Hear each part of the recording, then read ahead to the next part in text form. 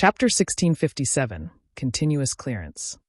Chapter 1657, Continuous Clearance. The sounds of battle had filled the dark canyon, but as Zero Wing's members reached the top, the various powers, which were still engaged in combat, fell silent. That's actually possible. For a moment, everyone was at a loss for words as they stared at Zero Wing's members.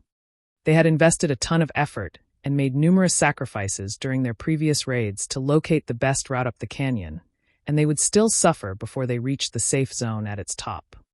Yet, Zero Wing had run for the top of the canyon without sparing their surroundings a glance.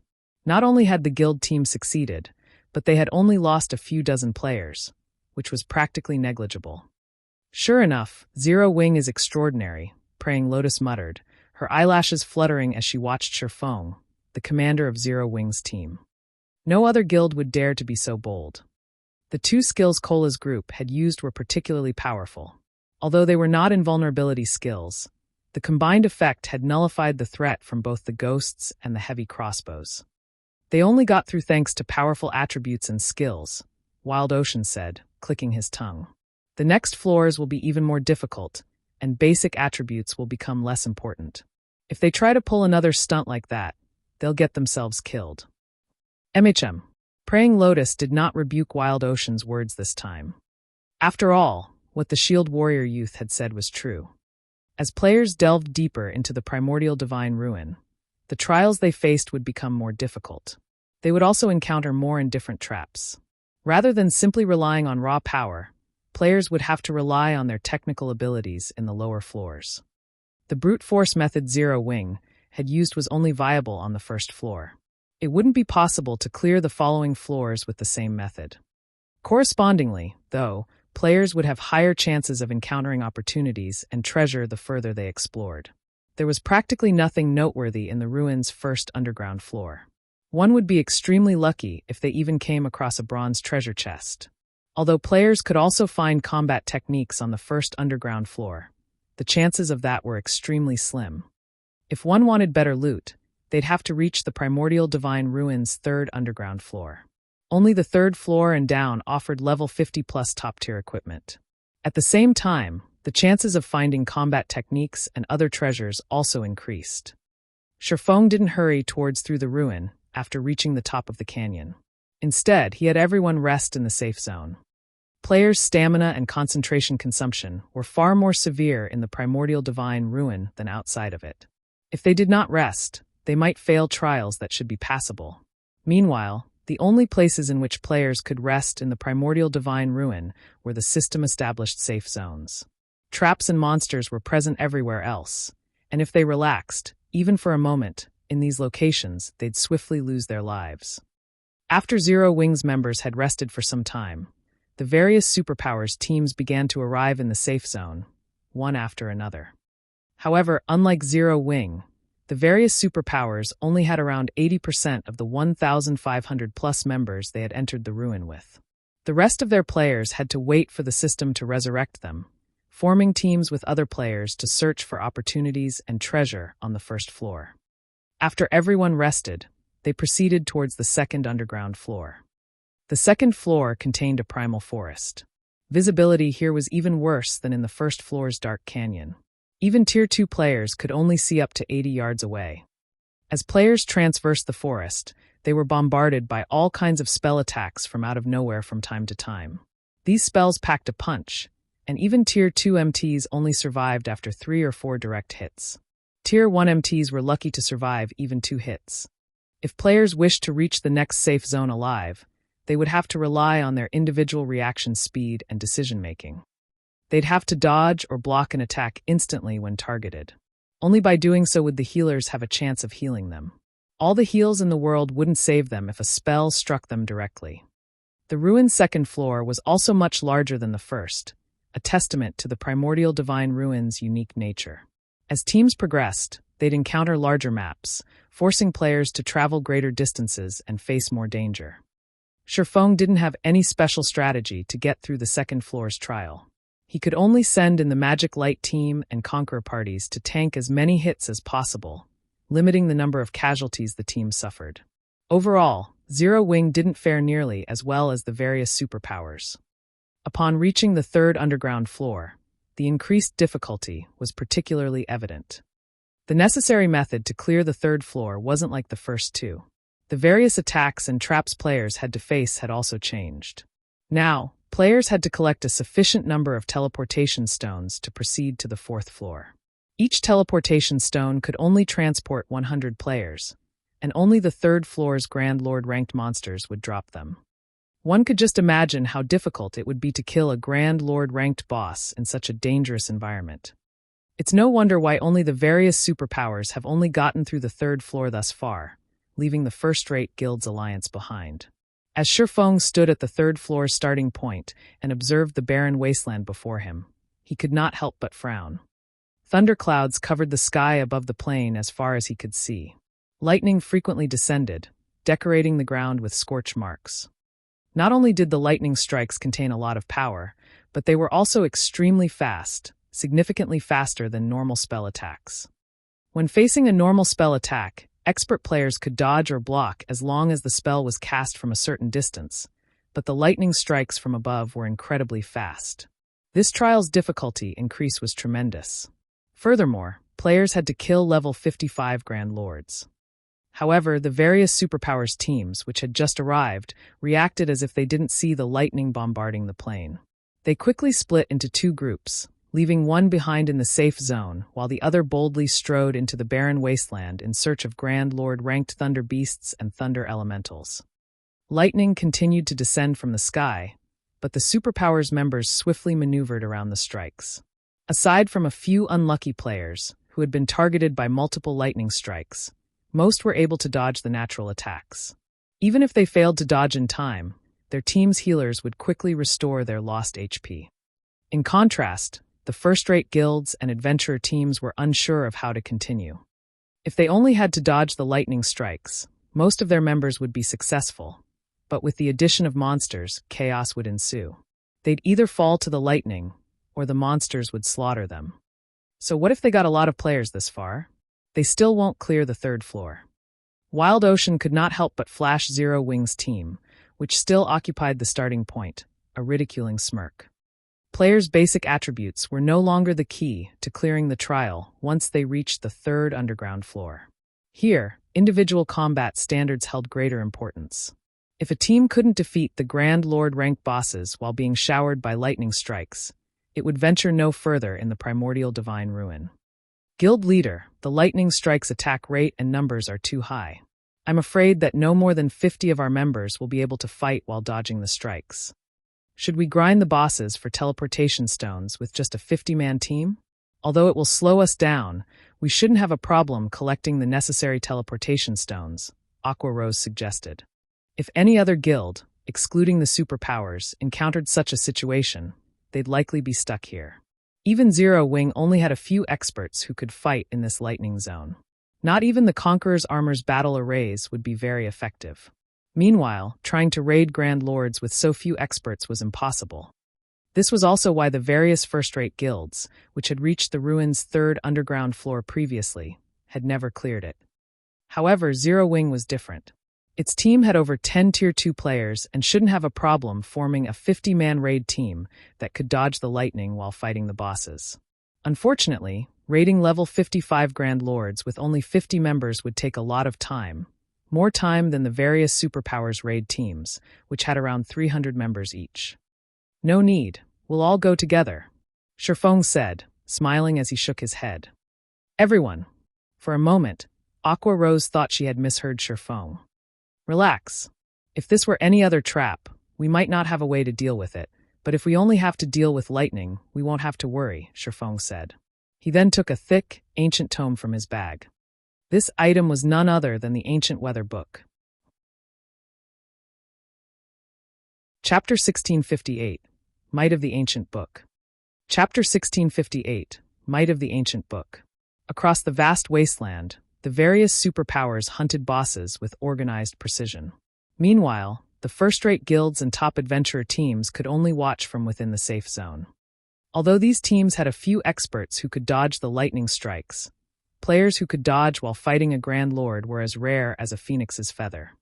A level 55 Grand Lord was already an extremely difficult foe, and teams lost players even during a normal raid. Hence, trying to raid one while severely handicapped would simply be suicidal. To compensate for their lack of numbers, the various first-rate guilds and top adventurer teams had tried to pool their experts to raid the bosses. However, despite multiple attempts, they had failed. Although the alliance of the various first-rate guilds and adventurer teams had formed allowed them to build a raid team with sufficient manpower, the environment favored the Grand Lord-ranked Thunder Elementals and Thunder Beasts. The third floor's environment enhanced all lightning-type skills and spells by 30%. Cloth armor classes, which had low HP and defense, would likely die instantly if they failed to dodge the Thunder Elementals or Thunder Beast skills. 0 mistakes were allowed in battle. However, players would be hard-pressed to avoid mistakes while constantly bombarded with lightning. In the end, the Alliance team wiped after losing so many members midway through the battle. As the first-rate guilds and top adventurer teams rested, Shifeng led his entire team into the lightning zone. It was as if he had missed their tragic downfall after fighting in the wasteland. They're going all together? Have Zero Wings members lost their minds? What are they trying to do? Even if a single death only costs 20% EXP, do they have to be so reckless? When the members of the various first-rate guilds and adventurer teams saw Zero Wing head into the plains, they thought that Zero Wings members had gone mad. In this lightning wasteland, a player's basic attributes didn't matter as much as on the previous floors. Here, combat standards were far more important. Even if a team charged into the lightning wasteland with 1,000 members, each member would suffer the same number of lightning strikes. In fact, the players would have a higher chance of being struck. This was because players would have less space to maneuver in a larger group. Moreover, if players were not careful when they dodged, they'd likely avoid their own lightning strike only to get hit by their neighbors. The various powers weren't the only ones confused by Shifeng's ludicrous decision. Even Zero Wings members were confused. They had seen how the experts from the various first-rate guilds and top adventurer teams had ended up after fighting in the wasteland. They also knew that those experts' standards were much stronger than theirs. If they rushed into the plains, they'd doubtlessly suffer a similar fate. As Zero Wings members approached the safe zone's boundary and were about to enter the lightning zone, they couldn't help their growing nerves. Why are they here? Wild Ocean, who currently fought within the zone, was surprised to notice Zero Wings' team enter the lightning wasteland. Are they that tired of living? Zero Wings' team had over 1,000 members, and if it tried to enter the zone with so many players, the number of lightning strikes that would descend on the team would be staggering. Not even superpowers like King's Return would pull such a stunt. Could Zero Wing be experimenting and trying to see how many of its members can survive a battle in the lightning zone? Praying Lotus, who was casting a healing spell, was just as stunned to see Zero Wings advance. As the various superpowers members wondered, one player from Zero Wing after another stepped into the zone. Watching 1,000+ players set foot into the lightning wasteland was extraordinarily eye-catching. Almost everyone kept a curious eye on Zero Wing's team, wondering how it planned to deal with the countless lightning strikes that would fall upon them. 3 seconds passed. 5 seconds passed. 10 seconds. However, not a single strike of lightning fell on Zero Wing's team. Every member on the team was alive and kicking, and they had an easy time defeating the multiple chieftain-ranked Thunder Elementals and Thunder Beasts that had charged at them. Where is the lightning? Why do those chieftain-ranked Thunder Elementals and Thunder Beasts seem weaker than the ones we're fighting? The watching players were stunned as they sent Zero Wing's team sidelong glances. They could not understand what was going on. Where were the lightning strikes that were supposed to descend? Could the lightning strikes have stopped because they have more people? Purple Jade was greatly confused as she watched Zero Wings members. The lightning was the most troublesome aspect about the Primordial Divine Ruins' third underground floor. Without the lightning strikes, the third floor's trial would just be a simple series of Grand Lord raids. If that were the case, the various superpowers could easily clear the floor. That's not possible. Other teams have dispatched even more players than Zero Wing in past raids, but this has never happened, Yuan Tiexin said, shaking his head. He too wore a confused look. Even Zero Wing's players were confused. Only Aqua Rose knew that this was Shifeng's doing. It seems this thing is quite effective. Shifeng smiled at the ancient weather book in his hands. The ancient weather book could change the weather in a 2,000-yard radius for 2 hours. Removing the thunderclouds in a specific area was a small task for the item. Without the lightning strikes, the third floor's trial posed no threat to his team members. Very quickly, Zero Wings' team located a level 55 Grand Lord ranked Thunder Beast.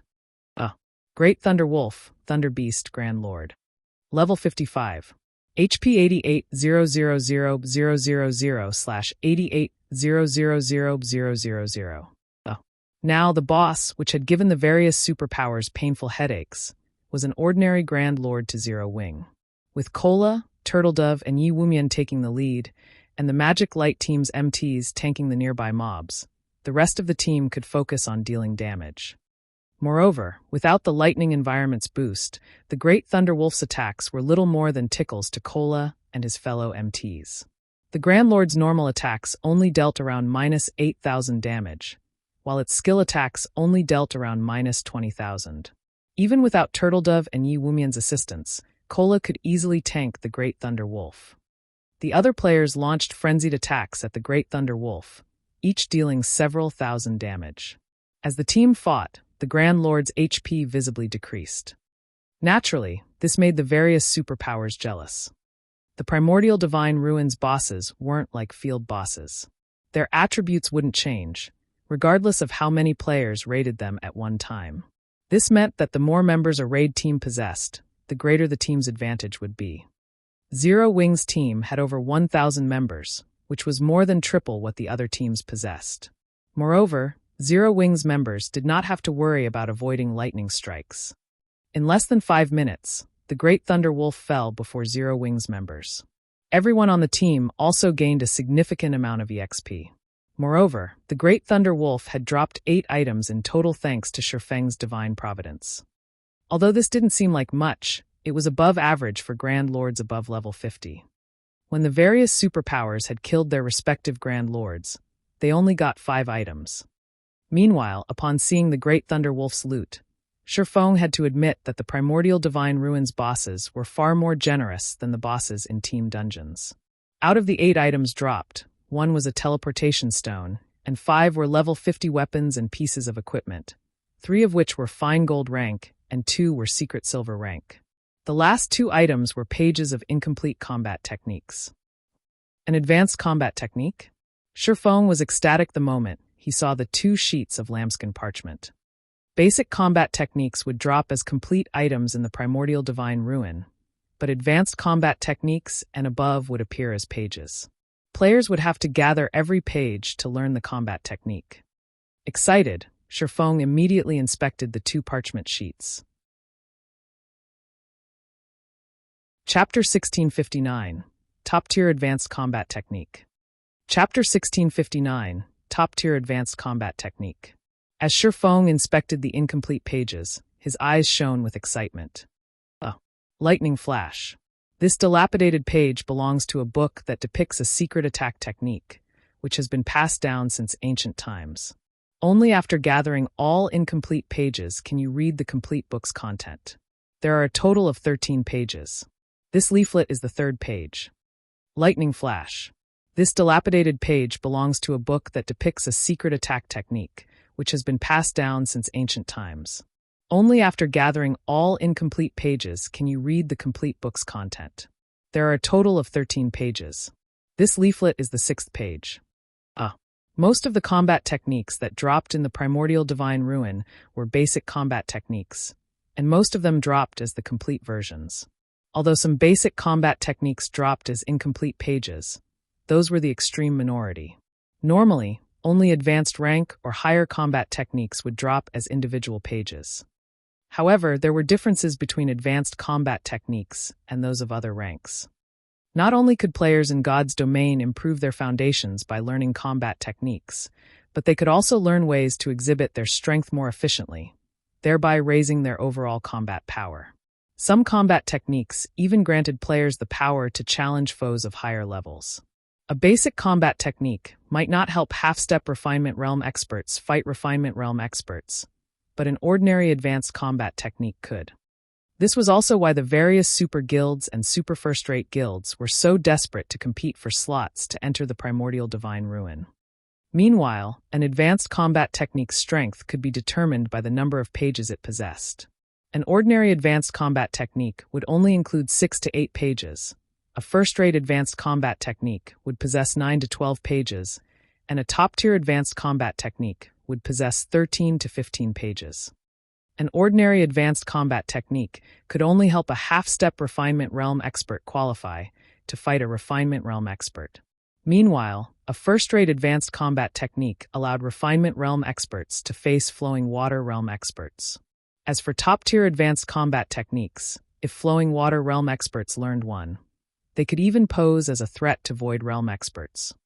Even throughout God's domain, void realm experts were extremely rare. Yet, with a top-tier advanced combat technique, a flowing water realm expert could stand against void realm experts. One could just imagine how valuable such a combat technique was. There was no doubt that Lightning Flash was a top-tier advanced combat technique. Shifeng had never expected to get lucky enough to find a top-tier advanced combat technique's pages, and moreover, it was an attack-type technique. Zero Wing didn't actually have any of these. If it were possible to collect the complete Lightning Flash secret technique, it would certainly help the guild's experts. Learning the technique would likely offer more benefits than the Conqueror's armor. The Conqueror's armor only gave its wearer the power to face refinement realm experts temporarily, and after all was said and done, it was only a piece of level 50 equipment. Once players leveled up, the equipment would be useless. It could not truly become part of a player's strength. An advanced combat technique was different. Once players learned it, they could put it to good use regardless of their level. It would also offer significant help when players challenged their promotion quests. Moreover, a complete advanced combat technique was different from secret technique tablets. Although the combat techniques one could learn from a secret technique were more powerful than advanced combat techniques, very few players could learn them. It was impossible to share those techniques with a significant number of players. However, a complete advanced combat technique took the form of a book. He could store the book in the guild warehouse, and guild members could read it as they wished. Setting aside whether or not players could actually learn the technique successfully, at the very least, everyone would have the opportunity to learn. In the past, the reason that experts from the various superpowers had an easier time with their promotion quests, rising through the tiers, than experts from first-rate guilds and below wasn't just better weapons and equipment. Rather, it was because their access to combat techniques was superior in both quantity and quality. Thinking up to this point, Shifeng led his team in search of another boss rather than resting. The Ancient Weather Book only had a 2-hour duration, whereas it had a 10-hour cooldown. He might be able to wait for such a long time, but the Primordial City would not wait for him. Who knew if the Primordial City had an entry limit? If there wasn't one, they might be all right, but if there were, he and Zero Wing's members would lose their chance to enter the legendary city if they were too late. Hence, he had to cherish every second and minute of these 2 hours. Zero Wing's members continued to hunt one Grand Lord ranked Thunder Elemental or Beast after another. When the team encountered a Grand Lord in the barren wasteland, they'd pounce like a pack of hungry wolves. They behaved nothing like the players from the various superpowers, who returned to rest in the starting area after slaying 1 or 2 bosses. The various superpowers grew envious at seeing this. Without the threat from the lightning strikes, Zero Wing could casually slaughter these ready-made Grand Lords. Not only were the team members able to earn an abundance of EXP, but they also secured plenty of top-tier equipment. The Primordial Divine Ruins' 3rd underground floor had practically become a sacred leveling spot for Zero Wing. How is this possible? King's Return's Wild Ocean was at a loss as he watched the scene before him. He had assumed that Zero Wing would be stuck on the 3rd floor, yet based its pace, it'd likely be the first team to reach the 4th underground floor. Uncle Broken, should we contact them? Praying Lotus whispered to Broken City, who stood beside her. Thus far, the various superpowers had only reached the 4th floor. Not one of their teams had made it to the 5th yet. The 4th floor was simply too difficult, and there was no comparing it with the 3rd floor. With the current strength of King's Return's team, it could not clear the 4th floor alone. If King's Return wished to reach the 5th floor, it would have to ally with another team. However, doing so would leave the team fewer entry slots to the 5th floor. No, it is too soon. We'll send them an invite once they experience the 4th floor's wall, Broken City said, smiling as he shook his head. The third floor's trial was child's play compared to the fourth floor.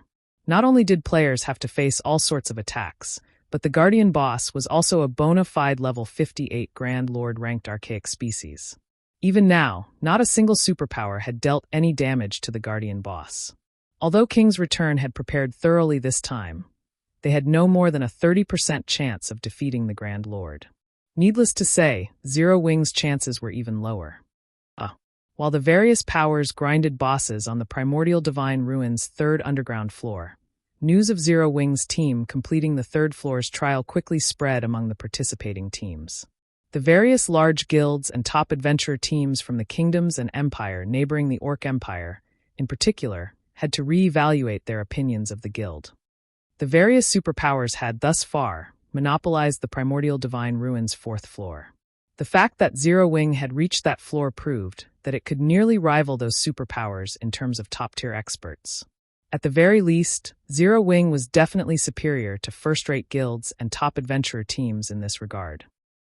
However, a deathly silence had fallen over the meeting room within Heaven's Burial's ancient Rock City residence due to this latest information. Nobody could have imagined that, in one short day, Heaven's Burial would lose the massive advantage it had cultivated. And it was all due to Zero Wing. First, Zero Wing had shattered ancient Rock City's defensive magic arrays. Then, the guild had plundered their entry slots for the Primordial Divine Ruin. Now, Zero Wing was about to set foot on the ruin's fourth underground floor. Zero Wing's Singular Burial's expression twisted as he read the latest report. Heaven's Burial's reputation was in tatters.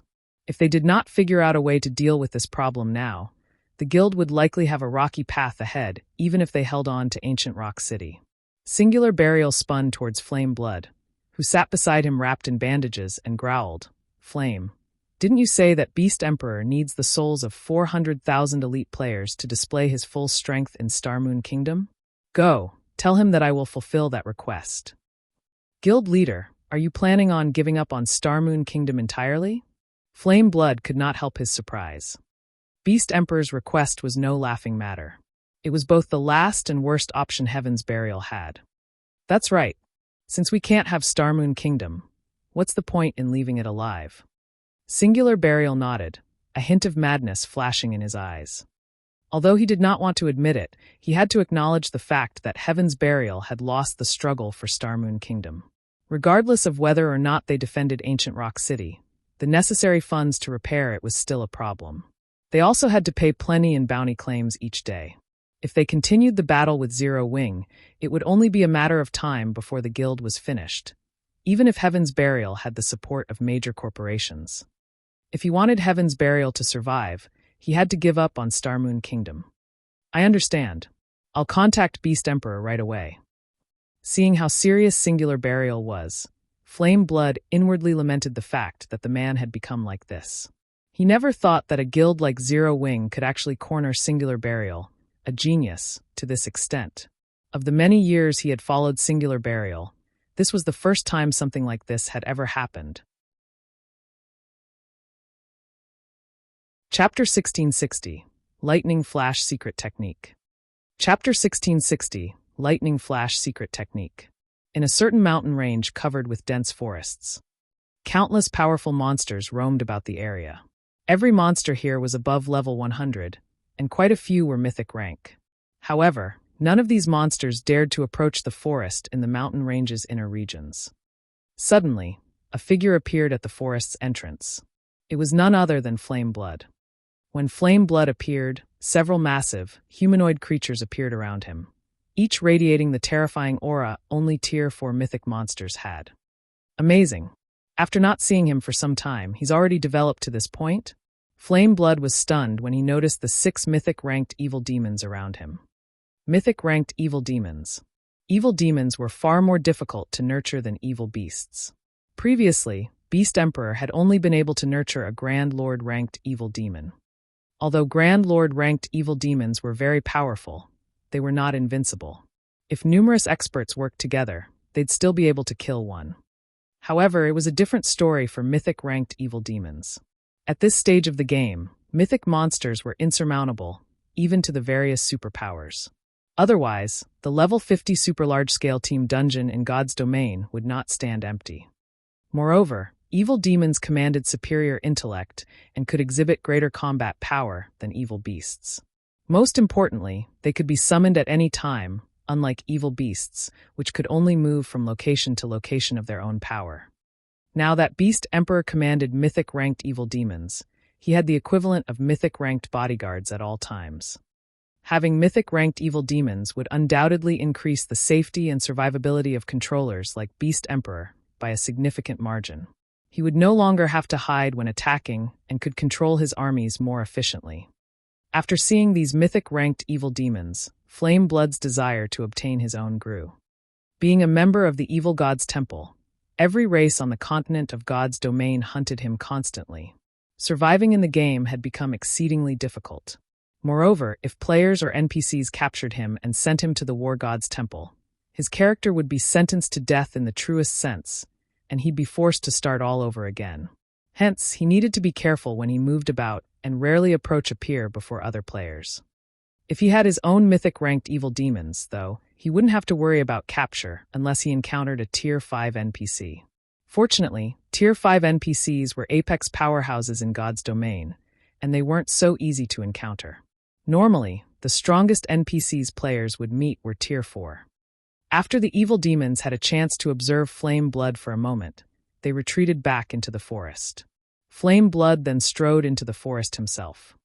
There was a massive crater within the heart of the forest. The crater radiated an evil energy so dense that even an evil god apostle like him gasped as it washed over him. If an ordinary player bathed in this dense evil energy, it would likely corrupt them instantly. This crater was none other than the home of Starmoon Kingdom's evil god's temple. As long as players were within range of the temple, its energy would cut off their communication with the outside world. They would not be able to send or receive messages. Flame Blood, a middle-aged man covered in pitch-black ruins, sat in the severely dilapidated temple. When he noticed Flame Blood enter the temple, he sent the cleric a glance and asked, "Why are you here? Weren't you controlling your evil demon army to protect ancient Rock City?" Although the man before Flame Blood hadn't expressed any emotion, speaking only in a calm tone, Flame Blood's heart palpitated in fear. This wasn't just because Beast Emperor was one of the evil god's temple's evil god envoys, but also because of the horrific evil energy that lingered around him. The man was far more frightening than the last time Flame Blood had seen Beast Emperor. The evil energy Beast Emperor radiated was no weaker than the evil energy the temple itself radiated. This man's evil energy would likely kill ordinary players before they could approach him. Moreover, as Flame Blood looked at Beast Emperor, he could not help but feel as if he stared at a ferocious beast that had just woken from a long slumber. "My guild leader sent me," Flame Blood said after stealing his mind. "Didn't you say that you needed 400,000 souls from elite players? My guild leader says he can give them to you." "He's finally made up his mind?" Beast Emperor asked, chuckling. "Then, return and tell him this. The day he has the players ready will be the day Zero Wing perishes." Although he was quite powerful and could easily hunt down players for their souls, the immortal souls he needed had to come from willing players. Unfortunately, he was still short 400,000 elite players even after exhausting his means. Otherwise, he would have handed Starmoon Kingdom to the evil god's temple a while ago. Flame Blood nodded in response. He had no doubt regarding Beast Emperor's claim. Others might not know the power Beast Emperor wielded after the evil god's temple had activated, but as a member, Flame Blood knew it very well. Meanwhile, back in the Primordial Divine Ruins' third underground floor, quite some time had passed since the various superpowers had departed for the fourth floor. Only the first-rate guilds and top adventurer teams, which couldn't defeat the bosses, and Zero Wing's team, which still hunted Grand Lord-ranked thunder beasts and elementals, remained on the third floor.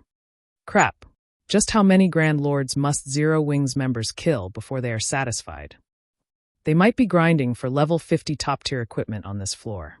After all, opportunities like this don't come often. With how many Grand Lords they've already killed, they should have more than enough teleportation stones. I wonder if they'd be willing to share some with us? Don't even think about it. First, the Primordial City will definitely have an entry limit. It's only natural to let as few players as possible reach the 4th and 5th floors. Moreover, The teleportation stones are bound to players of the same team and can only be passed around between players on the same team. The stones can also only be used on team members. If the team's member count suddenly increases, the teleportation stones they've collected thus far will become useless. That makes it even less likely that they'd be willing to help us. The various first-rate guilds and top adventurer teams couldn't help but envy Zero Wing's battling members as they searched for treasures on the 3rd floor. When they saw the teleportation stones scattered across the ground, their eyes became bloodshot. Despite all of their effort, they hadn't obtained a single teleportation stone, yet Zero Wing's team didn't even bother to pick up the stones that had dropped. Meanwhile, Shifeng activated Divine Providence as they killed another level 55 Grand Lord ranked Thunder Beast. After he collected the loot and inspected it, his brows lifted in joyful surprise. Wonderful. With this, I finally have everything I need. Shifeng could not help his excitement as he gazed at the last page of Lightning Flash. They had raided bosses for nearly 2 hours now. They had even begun to lure 2 or 3 Grand Lords, raiding them at once, midway through their journey. Fortunately, they had collected all 13 unique pages for the Lightning Flash secret technique before the ancient weather book's weather control ran out. System, you have collected all pages for Lightning Flash. Do you wish to synthesize the complete version of it? Synthesizing the complete version will require 1,000 magic crystals. 1,000 crystals? Why so many? Shifeng was confused after reading the system notification. Normally, synthesizing an advanced combat technique only required between 50 and 100 magic crystals, depending on the number of pages the technique possessed. Yet, the combat technique in his hands required 1,000 magic crystals. The system was clearly trying to swindle him. I want to see what kind of combat technique you're going to give me. Shifeng couldn't care less about the cost, however, paying the 1,000 magic crystals without hesitation. After all the trouble he had gone through to collect the pages, he wasn't going to leave them to rot just because the system wanted to rob him. Fortunately, there wasn't much of a difference between 100 magic crystals and 1,000 to Shifeng. Suddenly, with Shifeng at its center, a pitch-black magic array appeared beneath his feet. A powerful stream of mana surged upward from the array, and ignoring the ancient weather book's effects, thunderclouds gathered above, blocking out the sun above Shifeng. Massive lightning bolts then descended from the clouds, striking the 13 incomplete pages that hovered above Shifeng's head. After hundreds of thundering booms echoed throughout the 3rd floor, a thick, ancient tome hovered before Shifeng. Faint arcs of blue electricity danced around the tome. Chapter 1661, Bronze Combat Technique. Chapter 1661, Bronze Combat Technique. The hundreds of lightning bolts suddenly flashing in the vast wasteland immediately drew the attention of every player on the Primordial Divine Ruins' 3rd underground floor. Compared to the normal lightning strikes, not only were the ones just now much more powerful, but the number and rate at which they appeared were also much higher than before. The resulting thunder also echoed throughout the entire wasteland, hurting everyone's eardrums. What's going on over there? Why did so many lightning bolts suddenly strike Zero Wing? Everyone on the 3rd floor turned towards Zero Wing's location at practically the same time, their hearts bursting with curiosity. Previously, none of the lightning strikes had hit anywhere near Zero Wing. Yet now Zero Wing received a violent bombardment. Most likely, even a great lord of the same level would be reduced to ashes after eating so many powerful lightning bolts. What's that? A book? Could some kind of treasure have dropped? Some of the players nearby quickly noticed the ancient tome hovering before Shifeng. Although they could not make out what kind of item the ancient tome was, judging by the huge commotion that heralded its appearance, they could easily guess that it was something extraordinary. The various first-rate guilds and top adventurer teams present revealed looks of envy and greed. As far as they knew, no fine gold or dark gold item would create such a huge commotion when it appeared. Hence, the tome should be epic rank at the very least. An epic item. At this stage of the game, although powerful guilds like first-rate guilds would already have around a dozen or so epic items in their possession, to the masses, epic items were still exceedingly rare. However, everyone also understood that stealing the tome from Zero Wing was impossible. Setting aside how powerful Zero Wing's team was, Even reaching Zero Wing's location would be a massive challenge for them. What a powerful aura. Shifeng was indescribably shocked as he looked at the ancient tome in the air before him. He had seen the synthesis of many advanced combat technique tomes before. However, none of them had ever caused such a huge commotion. Moreover, even after the lightning flash tome completed its synthesis, it still radiated a faint aura that attracted mana to it, a situation that Shifeng had never encountered before. For a moment, he found it somewhat incredible that the book before him was a combat technique tome. Guild leader, what is that item? Is it an epic tool? Aqua Rose could not help but ask curiously. The other members of the team also held great curiosity about the lightning flash secret technique. Immediately, they pricked their ears up in hopes of catching wind of the tome's identity. As for the item's attribute panel, they held no expectations of catching a glimpse of it. Nowadays, Zero Wing was rife with spies of other guilds. Meanwhile, in regard to the epic items the guild possessed, they were generally considered a secret. After all, epic items served as the foundation of a guild. If used at a critical moment, they could achieve miraculous effects. Naturally, the guild wouldn't reveal such an important secret unless necessary. Hence, the members of the team did not hope to find out the exact details of the tome. They only wished to know what kind of item it was. No, Shifeng shook his head. Smiling, he said, "This is a combat technique." A combat technique? Aqua Rose could not help but narrow her eyes at Shifeng skeptically. She suspected that Shifeng was simply messing around with her. What kind of combat technique could cause such a huge commotion? Even a secret technique tablet would not create such a commotion when it dropped. Shifeng's words stunned everyone. Although they refused to believe Shifeng, they all knew what kind of personality he had. He would never lie about something like this. Moreover, if he did not wish for them to know what the tome was, he could simply say that it was a guild secret. In that case, they naturally would not pursue the matter. Yet, everyone also found it unbelievable that a combat technique could cause such a huge commotion. Of course. Moreover, it isn't just any ordinary combat technique, Shifeng said, a hint of excitement in his voice. This is a bronze combat technique with a complete legacy. Advanced combat techniques was something that countless expert players wished to learn. Even the various superpowers only possessed a few. In the past, advanced combat techniques had also been the strongest combat techniques Shifeng knew of. However, after finding out about secret technique tablets, in addition to the relevant information Phoenix Rain had provided him, he discovered the existence of combat techniques that were even stronger than advanced combat techniques, bronze combat techniques. Normally, secret technique tablets were the only source of bronze combat techniques. Meanwhile, the power one could exhibit using such a technique was beyond imagination. Even Void Realm experts would have difficulty coping against a bronze combat technique. Shifeng had never expected to obtain a bronze combat technique on the 3rd floor of the Primordial Divine Ruin. Compared to a bronze tablet, a tome that recorded a complete bronze legacy technique was undoubtedly much better. Although a bronze tablet contained numerous bronze combat techniques, only 10 players could enter a bronze tablet each month, which meant that the guild could use it to nurture a mere handful of players. However, a combat technique tome did not possess such a restriction. As long as he willed it, he could let however many players learn from it as he wished. A bronze combat technique. Most of the Zero Wing members present revealed looks of confusion when they heard Shifeng's words. They did not understand what a bronze combat technique was at all. As for Aqua Rose and the others who had previously entered the legacy space for the secret spellcasting technique, they could not help but gape in shock. They knew what exactly a bronze combat technique represented, something much more powerful than an advanced combat technique. Only players like them, who had entered the bronze temple of a secret technique space, would know about bronze combat techniques. However, back then they received only one learning opportunity for each floor they ascended in the bronze temple.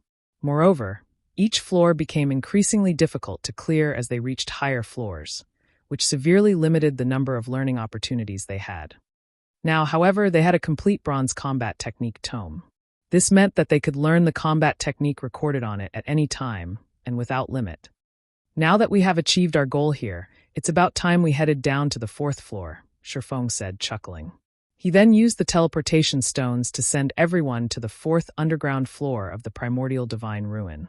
Zero Wing's team of 1,000+ players vanished from the lightning wasteland. Primordial Divine Ruins' fourth underground floor. The setting here was a quiet valley abounding with lush vegetation. A towering set of doors could be seen situated at the heart of the valley. Even if one stood at the summit of the mountains that formed the valley, one could still see this towering set of doors very clearly. Not only were the doors 100 meters in height, but they also sported plenty of divine runes carved on them. The doors radiated a powerful aura that would probably deter ordinary players from approaching them. At this moment, however, a flashy light show could be seen taking place before the massive stone doors. At the same time, sounds of explosions kept echoing throughout the entire valley. In the next moment, a two-headed, three-tailed earth dragon, which stood before the stone doors, could be seen letting out a deafening roar. Meanwhile, encircling this earth dragon was a team of 1,000+ experts. Currently, these expert players were attacking the monster in a frenzy, bombarding the 50-meter-tall earth dragon with one attack after another. However, despite the spectacular phenomena accompanying their attacks, the attacks themselves dealt only around -400 damage. From beginning to end, not a single attack inflicted over -1,000 damage to the monster. What a powerful monster. An archaic species? Or is it a ferocious beast? Zero Wing's members could not help but stare wide-eyed at the monster guarding the massive stone doors, their hearts filled with shock. Chapter 1662, Edgeless Blade. An Earth Dragon. Sherfone could not help but be astonished as he looked at the 50-meter-tall monster standing inside the valley. Frostflame two-headed Earth Dragon, archaic species, inferior dragon Grand Lord. Level 58.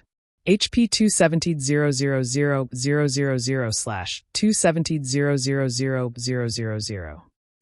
Compared to other archaic species of similar rank and level, the Frostflame two-headed Earth Dragon was clearly stronger. Its HP already rivaled that of mythic monsters of the same level. It did not look like a Grand Lord at all. Moreover, aside from the Earth Dragon having superb defense, the battlefield it fought in was surrounded by pools of scorching lava. From time to time, jets of lava would shoot up and rain down on random locations of the battlefield.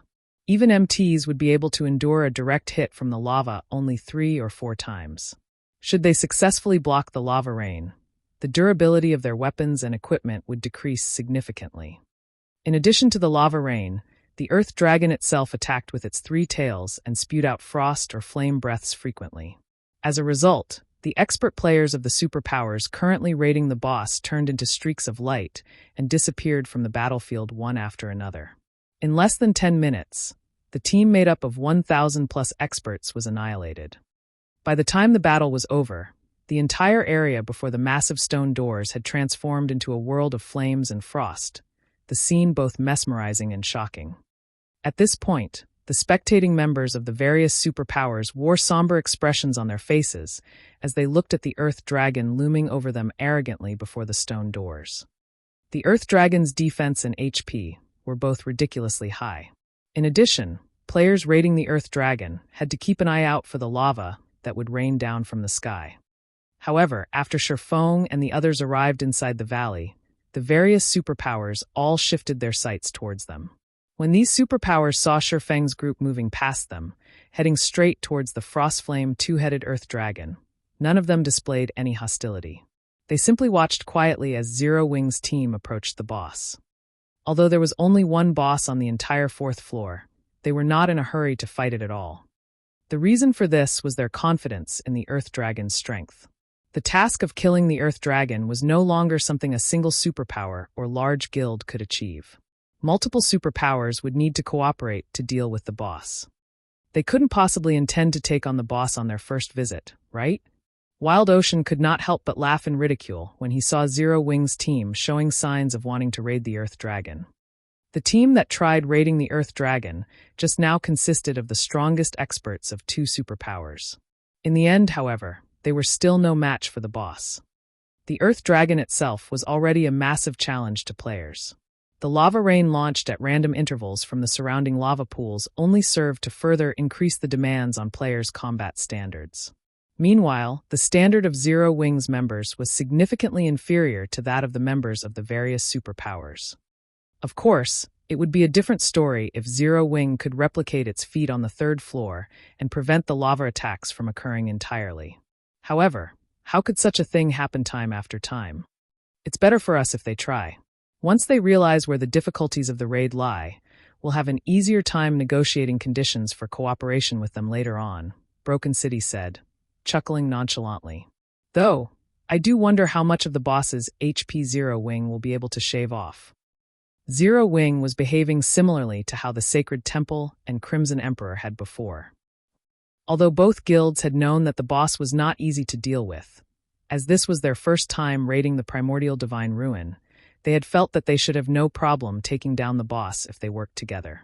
In the end, however, their combined forces got annihilated before they could even get the boss's HP below the 80% threshold.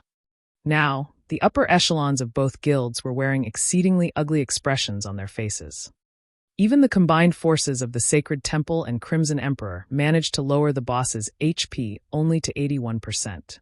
I'm guessing Zero Wing will have trouble taking away even 5% of the boss's HP. Just the first 2 lava showers will most likely wipe out over 80% of Zero Wing's members. With the remaining members, they would be fortunate if their overall DPS exceeds the boss's battle recovery, Praying Lotus said, shaking her head in disapproval as she looked at Zero Wing's team.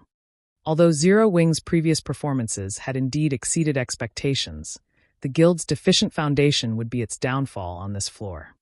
Meanwhile, the other guilds present were sitting back, eagerly awaiting the start of the upcoming show.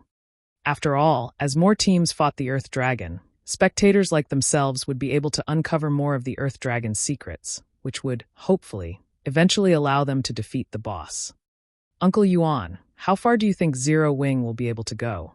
Purple Jade asked curiously as she looked at Shifeng, who stood in the middle of Zero Wing's team. Other guilds might not have a clear idea of Zero Wing's strength, but the secret pavilion was well informed on matters regarding God's domain.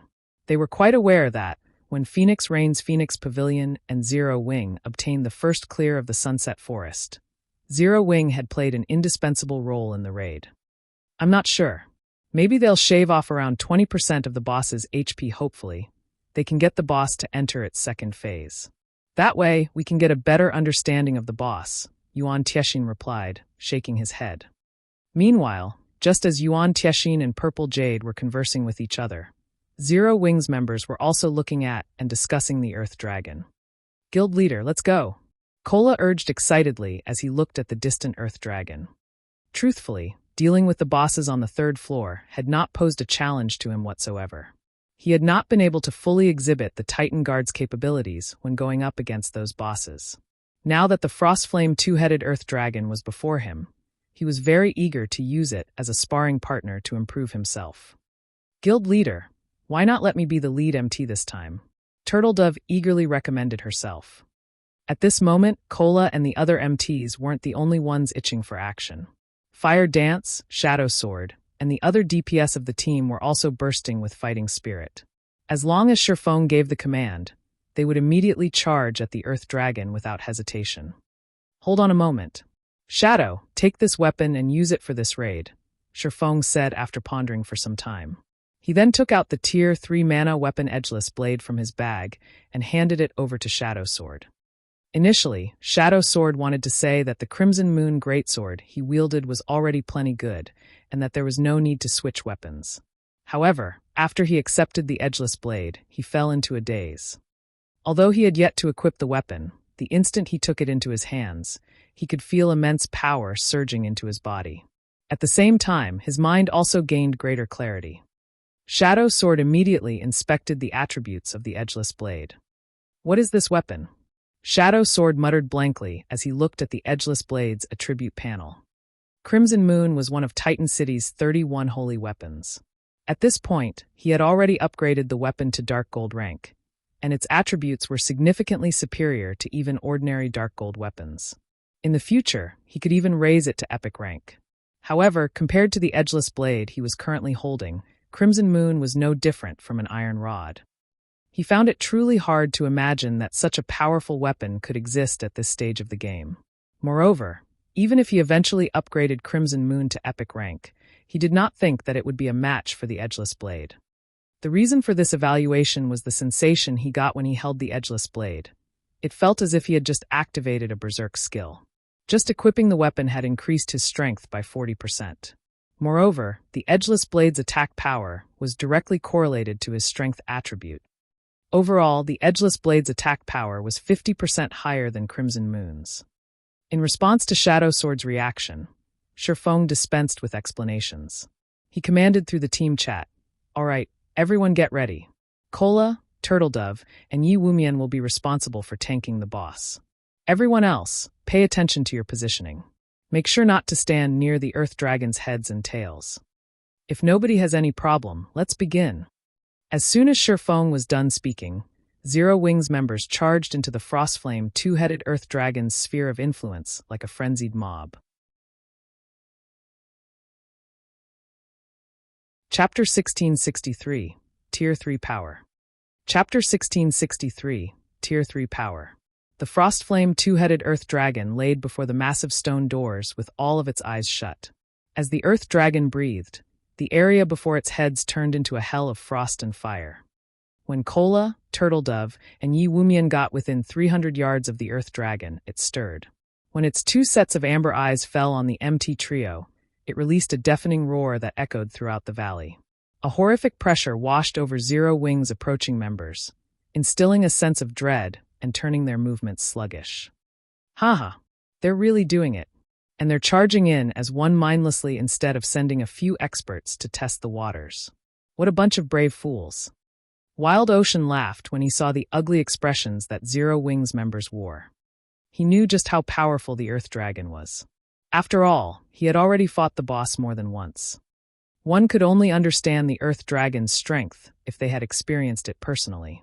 From what he had learned, he knew that ordinary Grand Lord-ranked archaic species couldn't compare to this Earth Dragon. The boss had even easily overwhelmed a Tier 2 shield warrior like himself. Although the Earth Dragon seemed like a single entity, it should actually be treated as an amalgamation of three.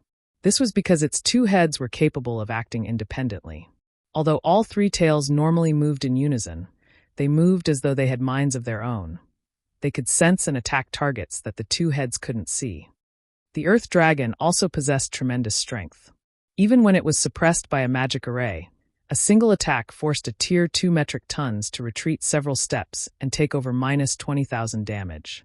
This was after he had executed a technique to deflect most of the attack's power.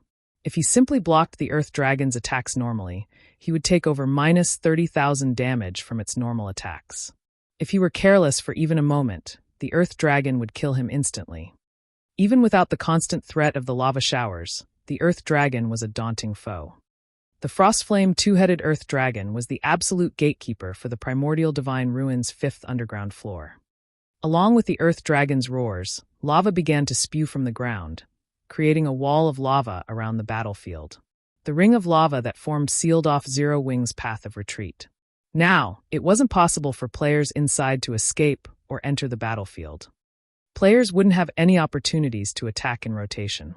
Only the victor would survive this lava-surrounded battlefield. As the lava barrier formed, the Earth Dragon's two mouths widened.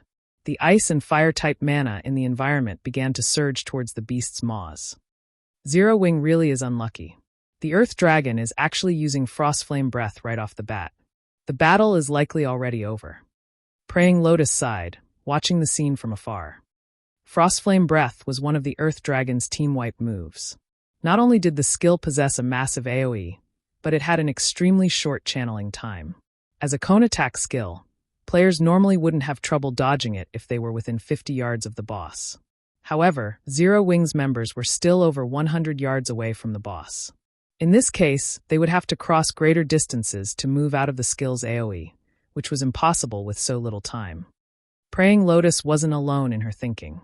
Everyone could already imagine the boss wiping out Zero Wings' team before they could land a single attack. Seal. Just as the Earth Dragon was about to complete its Frostflame Breath, Shifeng raised his right hand, which wore the 7 Luminaries ring, and cast Forbidden Domain on the Guardian boss. Suddenly, the mana in a 600-yard radius around the Earth Dragon froze. The mana surging towards the Earth Dragon's heads also stopped. In turn, the magic arrays which Frostflame Breath had formed began to crumble due to a lack of mana started crumbling due to a lack of mana. What a powerful silencing effect. Zero Wing has such a powerful silencing skill. The distant spectators gasped. None of them could believe that a player was actually capable of stopping the Earth Dragon's Frostflame breath as it activated. God's Domain might have many players who had learned silencing skills, but there were differences in these skills' strength. Normally, silencing skills would have striking effects against Tier 0 and Tier 1 players, but most of the silencing skills they've seen thus far had little effect on Tier 2 players, much less boss monsters. Silencing skills that could affect boss monsters were incomparably valuable, even more so than large-scale destruction spells. Being able to silence a boss even for a moment could save a team from instant annihilation and turn the tide of battle, and most superpowers would offer astronomical prices to purchase such skills. According to their knowledge, aside from Tier 3 silencing magic scrolls, there had yet to be a player that had learned a silencing skill capable of affecting a Grand Lord-ranked boss. Even silencing skills that could affect Great Lords had yet to be discovered, but Zero Wing actually possessed one. Zero Wing's value rose even higher in the various spectating superpowers' eyes. At the very least, Zero Wing now possessed an advantage none of them had against the Frostflame two-headed Earth Dragon. With this silencing skill, raiding the Earth Dragon would be considerably easier. After being silenced, the Earth Dragon became enraged. Letting out a powerful roar, it charged towards Shifeng.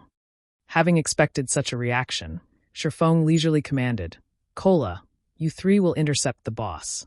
Guild leader, leave it to us." Kola and the others smiled as they moved to meet the boss in battle. To the Earth Dragon, the MT trio was little more than a group of ants. The Earth Dragon lifted one of its claws and swept it horizontally at the approaching pests. "Come." Seeing the massive claw approach, Kola's lips curled into a grin. He then raised his shield and charged forward. Pung! When the Earth Dragon's massive claw swept across the uneven ground, it removed all obstacles without slowing in the slightest, yet when its claw collided with Kola's Titan Guard, its speed sharply decreased. The claw completely stopped after another 10 yards or so. What strength! Kola was surprised when he blocked the Earth Dragon's claw. This claw swipe had taken nearly 40,000 of his HP. The Earth Dragon's strength was already close to rivaling an ordinary mythic monster of the same level. The onlooking superpowers were even more shocked. If the Earth Dragon were unsuppressed, a single attack would be enough to instant kill a Tier 1 metric ton, while Tier 2 MTs would lose over 50,000 HP. Meanwhile, their Tier 2 MTs only had a little over 60,000 HP. 2 hits would be more than enough to kill a Tier 2 metric tons. Yet even after receiving the Earth Dragon's attack head-on, Kola still had over half of his HP remaining. This proved that, at the very least, Kola could tank 3 of the unsuppressed Frostflame two-headed Earth Dragon's hits. This also meant that, even if the Earth Dragon weren't subjected to any form of suppression, Kola could tank the Earth Dragon head-on if they healed him enough. This, in turn, gave his team the foundation it needed to raid the Earth Dragon. With an MT like Kola, their chances of defeating the Earth Dragon increased by at least 20%. Seeing the ant survive its first attack, the Earth Dragon proceeded to swipe its other claw. This time, Turtledove received the attack. Pung! Once again, something unbelievable occurred. The boss pushed Turtledove a much shorter distance than Kola. She also only lost a little over 34,000 HP likewise. She still had over 50% of her HP. Immediately after the Earth Dragon's 2 consecutive attacks, Shadow Sword, who was only a short distance behind Kola and Turtledove, leaped into the air and slashed at the Earth Dragon's chest. After the flash of silver, the Earth Dragon's head screamed in agony. Shadow Sword's greatsword had actually cut through the Earth Dragon's adamantine-like scales, leaving a bloody gash on the monster's chest. Minus 10,320. An unbelievable number had appeared above the Frostflame two-headed Earth Dragon's heads. Chapter 1664, Frightening Team. Over 10,000 damage? How is that possible? I'm not seeing things, right? How is his damage so high? Is he wearing a full set of epic equipment? The crowd couldn't tear their eyes off of Shadow's sword, shock and curiosity overwhelming their minds. In fact, many of them wanted to rush over and demand to know what Zero Wing had done to allow a player to deal over minus 10,000 damage to the Frostflame two-headed Earth Dragon.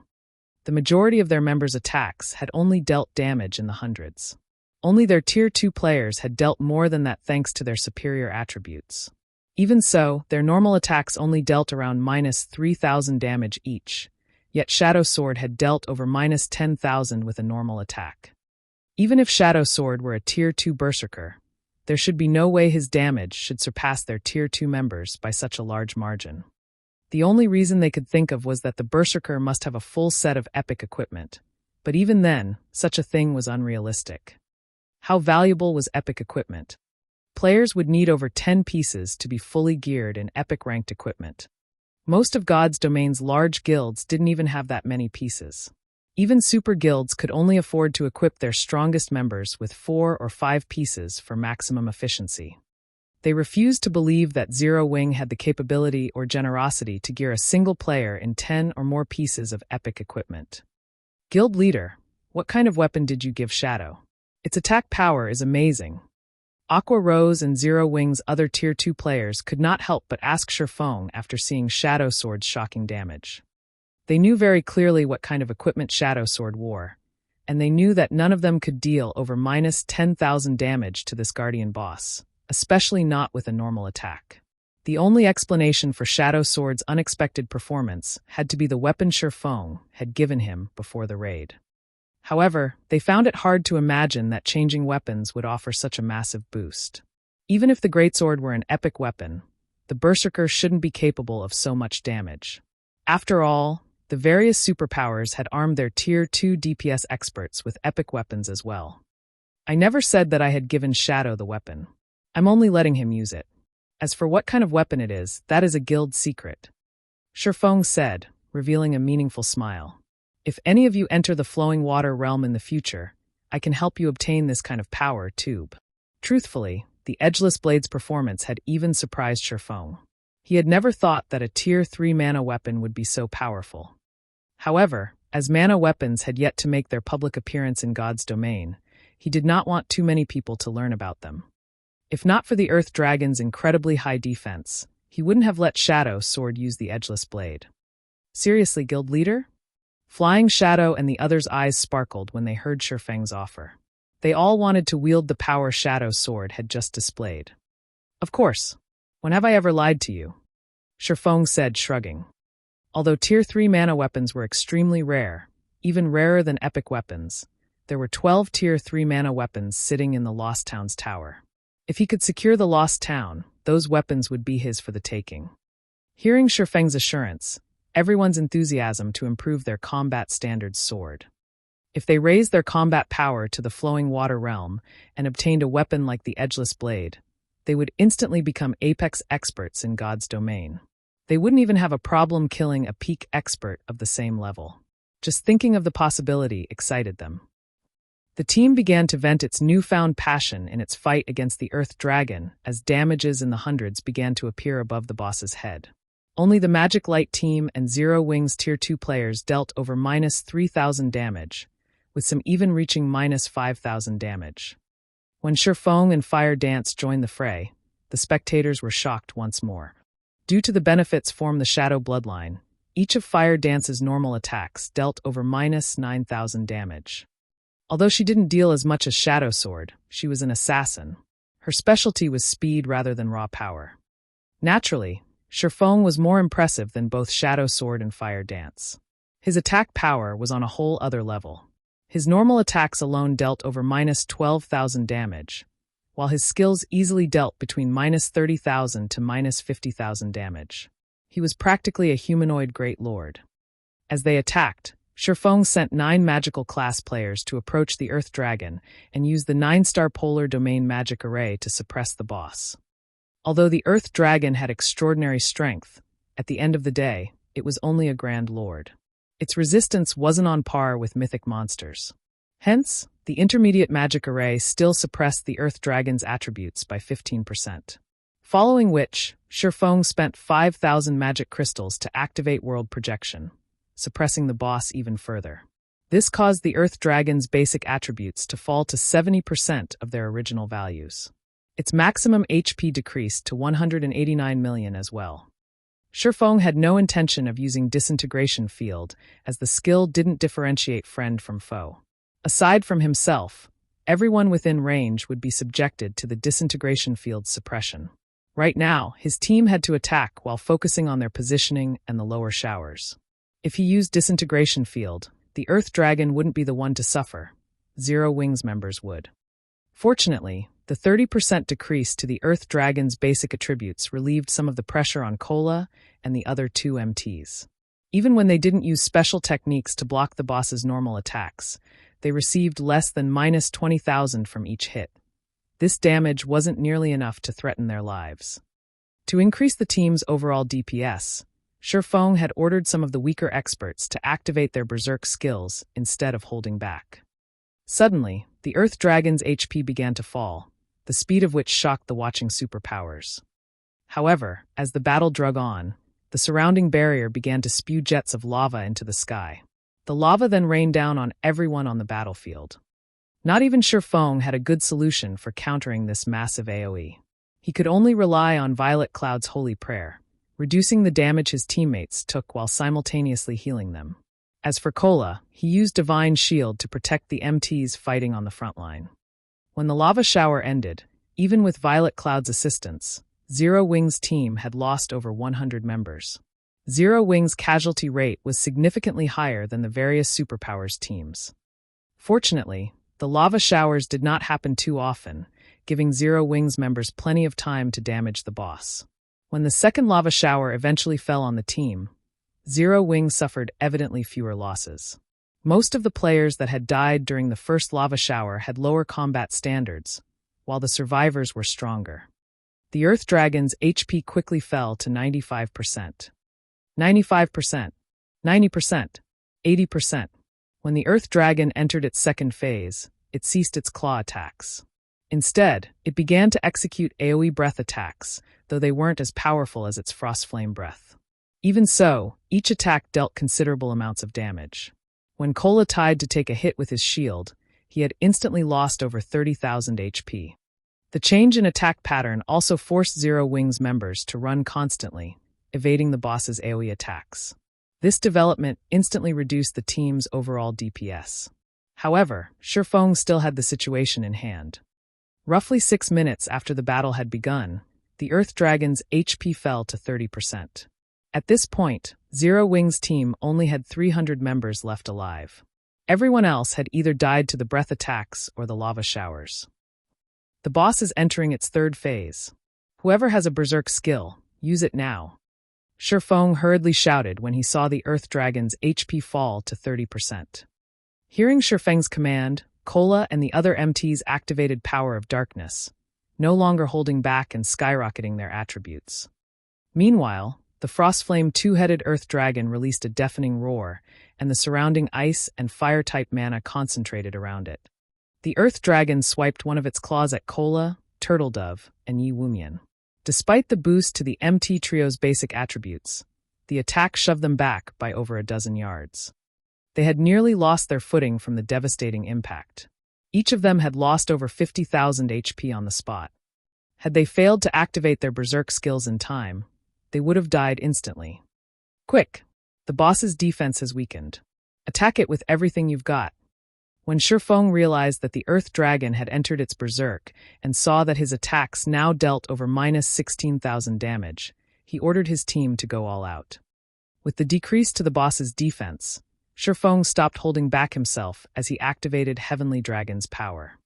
All of a sudden, the Earth Dragon's HP began to fall much faster. Meanwhile, the less HP the Earth Dragon had remaining, the stronger its retaliation became. From time to time, it randomly targeted a player with its tails and breaths. Although Kola and the others continued to use taunt skills to hold the boss's aggro, all their efforts were futile. 25%, 15%, 5%. When the Earth Dragon only had 3% HP remaining, fewer than 100 Zero Wing members stood on the battlefield.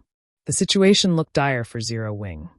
Meanwhile, the Earth Dragon used its breath and claw attacks more often, forcing the MT trio to activate their life-saving skills and focus on defense. They no longer dared to spare energy to deal damage. Die! Shifeng activated Divine Providence as he charged up to the Earth Dragon. He then activated the Tier 2 Flame Burst and brandished his swords at the Grand Lord.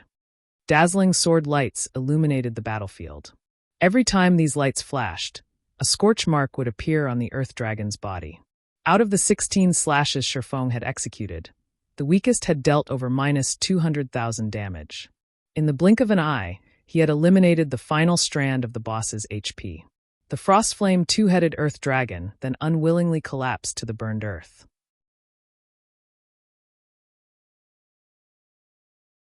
Chapter 1665, Everyone's Target.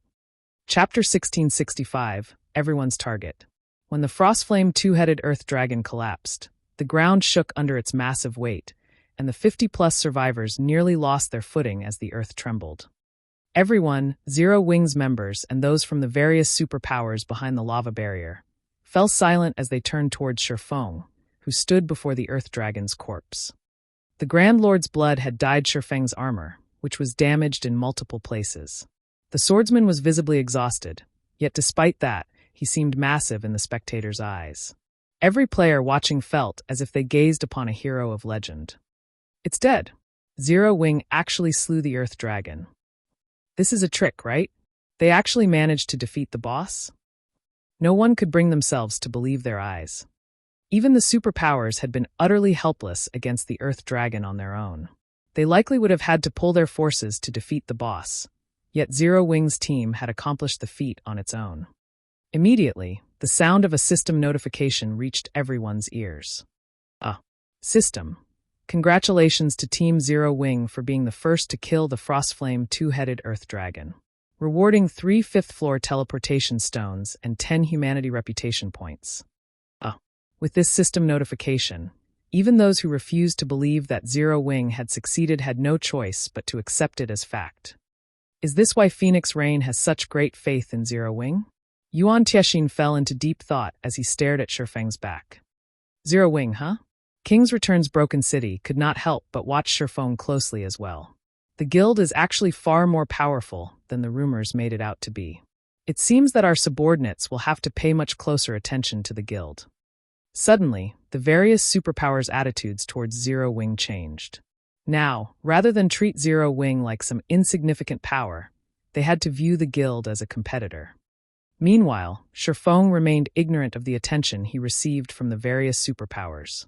He only had eyes for the items that had dropped before him.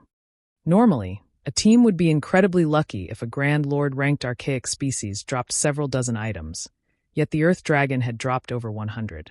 The size of the bounty had far exceeded Shifeng's expectations.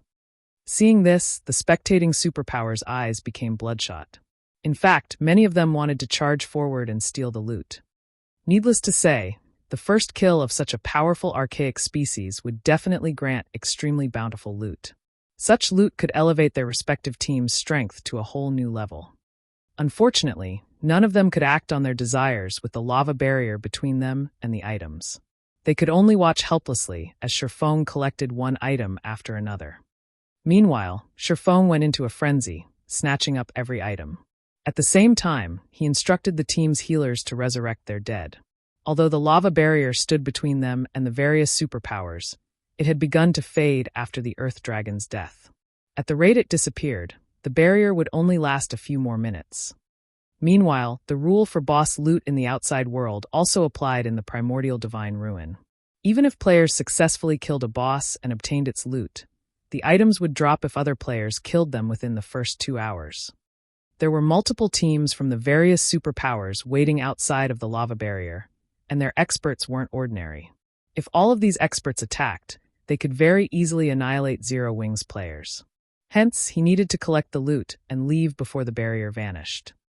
Zero Wing's members quickly realized their situation, and the team's healers rushed to resurrect their fallen companions. Sure enough, the lava barrier completely disappeared around 4 minutes after the Earth Dragon's death, but before the various superpowers could take action, Shifeng used the 8 teleportation stones, 5 from the boss and 3 from the system reward. Instantly, Zero Wing's 800 living members transformed into streaks of light that faded into the massive stone doors. They sure ran quickly. Wild Ocean was slightly disappointed to see Zero Wing's members vanish. A colossal fortune had just disappeared before his very eyes. If not for the lava barrier, Zero Wing wouldn't have gotten away with the boss's loot. As expected of Zero Wing, they certainly react quickly. Yuan Tiexian chuckled. Everyone dreamed of obtaining items that could improve players' strength, and superpowers were no exception.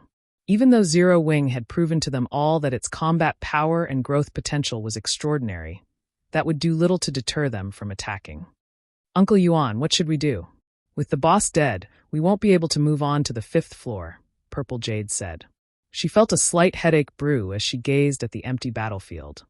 Although the 4th underground floor had plenty of monsters, only the Frostflame two-headed Earth Dragon dropped teleportation stones. Since the only Earth Dragon on the 4th floor had just died, other players had no way of proceeding to the next floor. Don't worry. The Earth Dragon is both the Guardian Boss and the only monster that drops the teleportation stones. It should respawn shortly. However, even if we kill it, we won't get as much loot as Zero Wing, Yuan Tiexian said, a hint of envy flashing in his eyes as he stared at the massive set of stone doors, which Zero Wing's members had disappeared into. News that Zero Wing had secured the first kill of the 4th floor's Guardian Boss quickly spread past the Primordial Divine Ruin, causing a commotion among the powers interested in the Orc Empire. Nobody had expected that the first guild to set foot on the Primordial Divine Ruin's 5th underground floor would neither be a super first-rate guild or a super guild, but an up-and-coming guild like Zero Wing. For a time, a significant number of guilds and adventurer teams became interested in cooperating with the guild. Although they weren't strong enough to reach the 5th floor, and subsequently, Primordial City on their own, they could hire Zero Wing to carry some of their members. They might be able to learn all sorts of combat techniques from the guild, as well. As for purchasing these services from the various superpowers, they had no hope of such a thing. They had nothing the various superpowers wanted, but Zero Wing was a different story. Zero Wing was a guild with very shallow foundations. It lacked both manpower and resources. Moreover, as a developing guild, Zero Wing definitely needed a large amount of funds and resources, which their guilds and adventurer teams could provide. With this, they would have the basis for cooperation.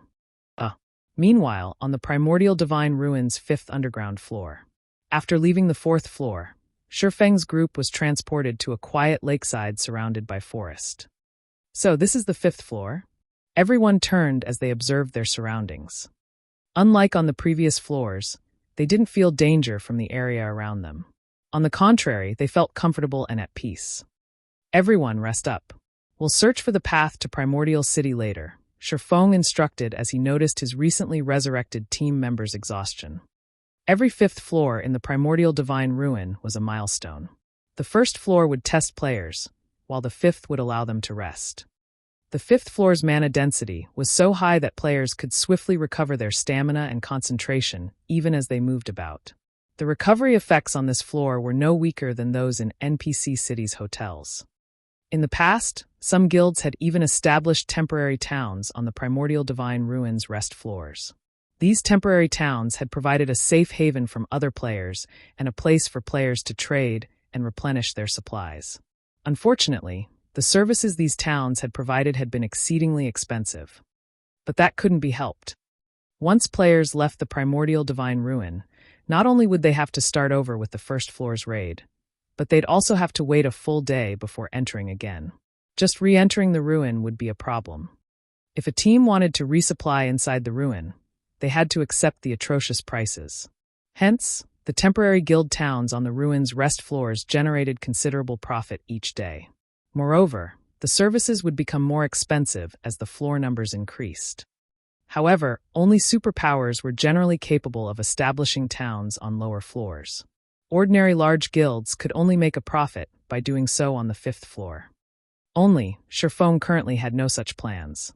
Locating the path towards Primordial City was far more important right now. While everyone rested, Shifeng opened his bag and looked through the items the Frostflame two-headed Earth Dragon had dropped. Since he had been in too much of a rush earlier, he hadn't had the time to inspect the boss's loot. But even if the other guilds wanted to chase his team to the 5th floor, they'd have to wait until a new Earth Dragon spawned on the 4th to do so.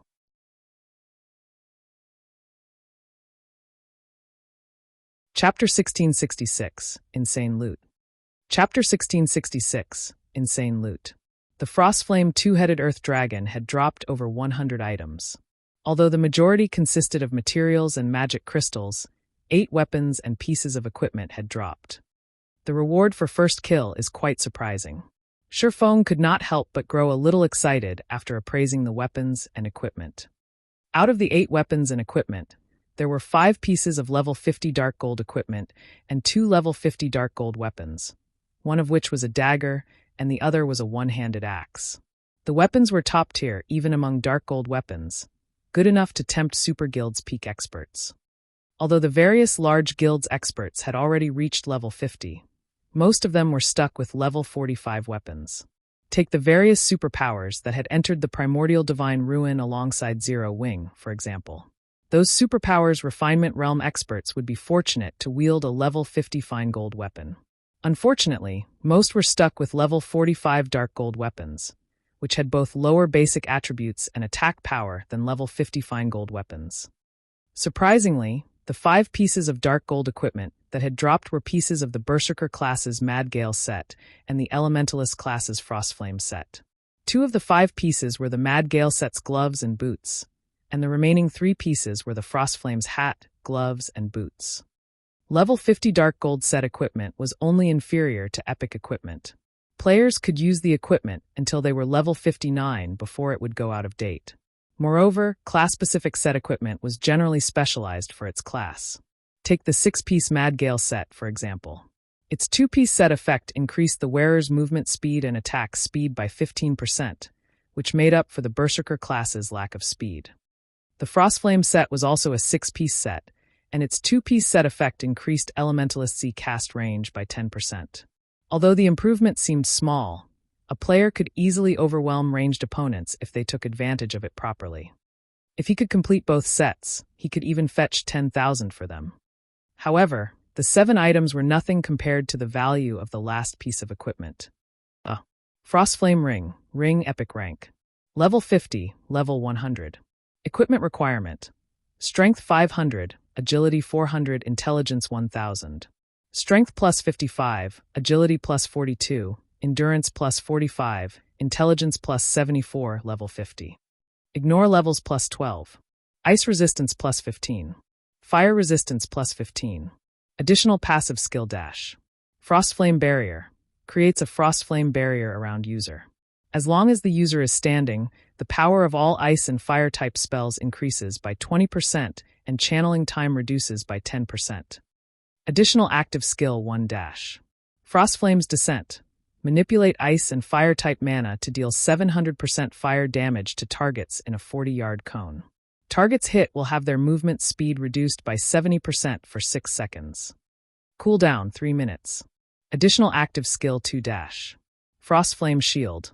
Creates a protective shield that covers an area with a 15-yard radius. The Frostflame Shield is immune to all ice and fire type damage. The Frostflame Shield lasts 20 seconds and can absorb damage equivalent to 300% of users' maximum mana. Cooldown 10 minutes. Rings and necklaces were extremely rare equipment in God's domain. They were worth at least double that of equipment of the same quality, as well. An epic ring was far more valuable than a piece of epic equipment. If an elementalist equipped the Frostflame ring, their combat power would increase by at least 20%. Moreover, the Frostflame ring offered skills that covered both AoE offense and defense. It was a treasure worth tens of thousands of gold. Guild Leader, what did the boss drop? Blackie could not help but ask curiously as he watched Shifeng inspect the Earth Dragon's loot. At Blackie's question, the rest of the team members perked up, curious about the loot as well. Take a look for yourselves, Shifeng said. He then shared the 8 weapons and pieces of equipment's attribute panels in the team chat, allowing everyone to see the items. I've also listed the GCPs needed to purchase them. If you're interested in any of them, come to me. Although epic items were precious in God's domain, they were no longer unattainable. Hence, it didn't particularly matter if he revealed the Frostflame ring. At most, the various major powers would envy Zero Wing when they found out about it. They would not go as far as to wage war over the item. Moreover, by sharing the attribute panels with the team, he could improve the team's morale. These level 50 dark gold weapons and equipment pieces are amazing.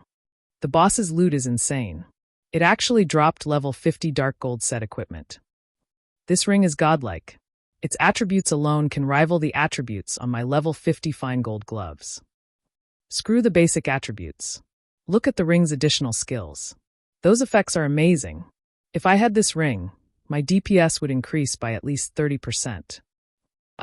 Everyone drooled over the 8 items. Any one of these items would easily rank among a super guild's most precious treasures.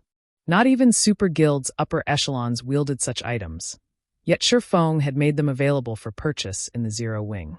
The only problem was the item's price tags.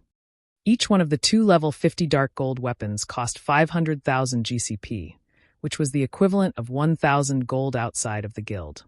Although it was incredibly cheap if purchased with coins, it was a different story if players purchased them with GCPs. GCPs were, after all, far more difficult to acquire. The Frostflame ring, however, cost 4 million GCPs, the equivalent of 8,000 gold. At this point, no one in the guild had that many GCPs. However, since Shifeng didn't want the ring to go to waste, he lent it to Alluring Summer, who was a Tier 2 elementalist. I'm definitely not going to face Summer in PvP.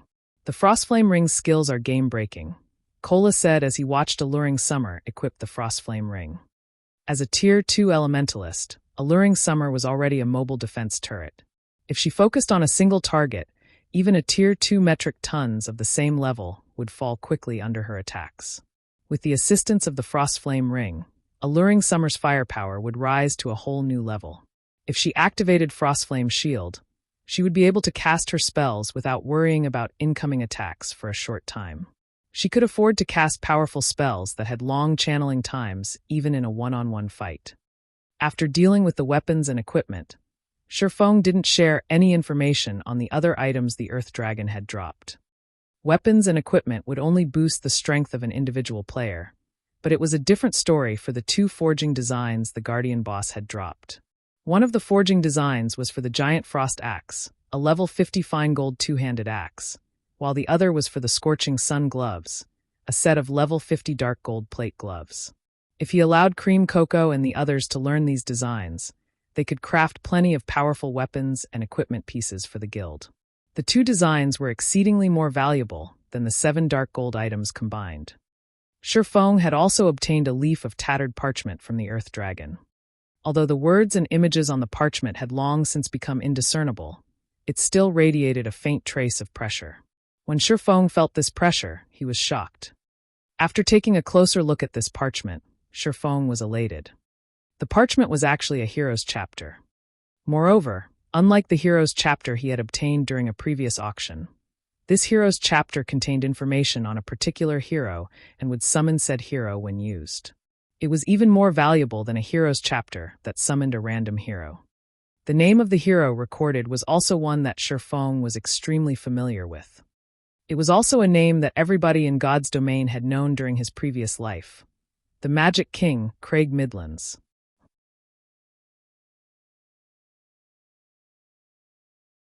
Chapter 1667, Magic King. The fact that the Earth Dragon had dropped a hero's chapter, let alone a hero chapter for Craig Midlands, had truly surprised Shifeng. In God's domain, there were 32 heroes that could only be summoned with specific heroes' chapters. They were also the strongest heroes players could summon using the heroes' chapters. In the past, these 32 heroes had been known as the 32 Pillars. Based on historical records, every one of these 32 heroes had cleared the complete God's trial and gained the ancient God's recognition. If nurtured properly, any one of these 32 pillars could easily become the guardian of an entire city. This was because these 32 heroes had the potential to reach level 200, tier 5 at the very minimum. Moreover, because they were heroes, their basic attributes were higher than players of the same level and tier. When players nurtured these heroes to their peaks, only tier 6 god-ranked players had any chance against them. Among the 32 pillars, the Magic King, Craig Midlands, ranked 17th. He had been a famous NPC in God's domain who had mastered the 6 major elements. No ordinary tier 5 NPC could compare to his strength. Craig Midlands had once fended off a siege that included 20 Tier 5 players and successfully protected the city he had been tasked to guard. He had even killed 11 of the Tier 5 experts. The hero's display had been so impressive that it had even stupefied the guild that had nurtured and summoned him. Nobody had expected the Magic King to be that powerful. Normally, even a Tier 5 NPC would fall if 20 Tier 5 players ganged up on him. Yet the Magic King had resisted and won. However, Craig's victory over the team of Tier 5 players was not what that shocked the world the most. Rather, players had been astounded by the spells he had used. With his mastery over 6 major elements, not only did his attacks carry great destructive power, but his attack methods were also varied and complex. His attacks had basically no weaknesses. If a Tier 5 player had tried to face him one-on-one, they would have been beaten to a pulp. Moreover, for every element Craig Midlands grasped, he could create one elemental doppelganger. Although each doppelganger only had 80% of Craig's attributes, they were far stronger than players of the same level and tier. In other words, trying to fight Craig Midlands was on par with fighting 7 Tier 5 NPCs. With this, I'll have a capable protector for Zero Wing City. Sherfone clearly remembered that the guild that had acquired the Magic King, Craig Midlands in his previous life, had only been a first-rate guild. Naturally, the guild had used Craig to protect its main city, and due to the NPC's presence, not even super first-rate and super guilds had dared to strike that city. If he used Craig to protect Zero Wing City, the city's defensibility would rise to an entirely new level. Shortly after Sherfone and the other Zero Wing members began their rest on the 5th floor, Melancholic Smile contacted him. "Guild leader, what did you do in the Primordial Divine Ruin?" "Many large guilds have come to Candlelight to negotiate cooperation," Melancholic Smile asked inquisitively. As many as 8 first-rate guilds had approached Candlelight, seeking cooperation, not to mention the second- and third-rate guilds. Watching these guilds' upper echelons enter White River City's Candlelight trading firm with their entourages has been spectacular. The scene had also caused a huge commotion throughout the city. For a moment, she had even thought that these guilds had intended to attack the trading firm. "It's nothing. We just got to the ruins' 5th floor before the other guilds," Sherfone said, chuckling. "What kind of cooperation are they looking for?"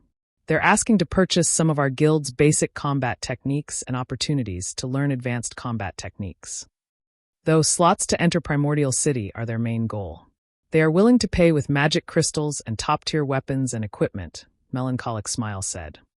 The bounty war between Zero Wing and Heaven's Burial was still in full swing.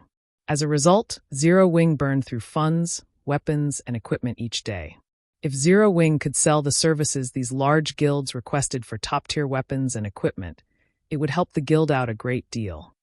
Unfortunately, this matter would have a massive impact on the guild, and she couldn't make the decision by herself.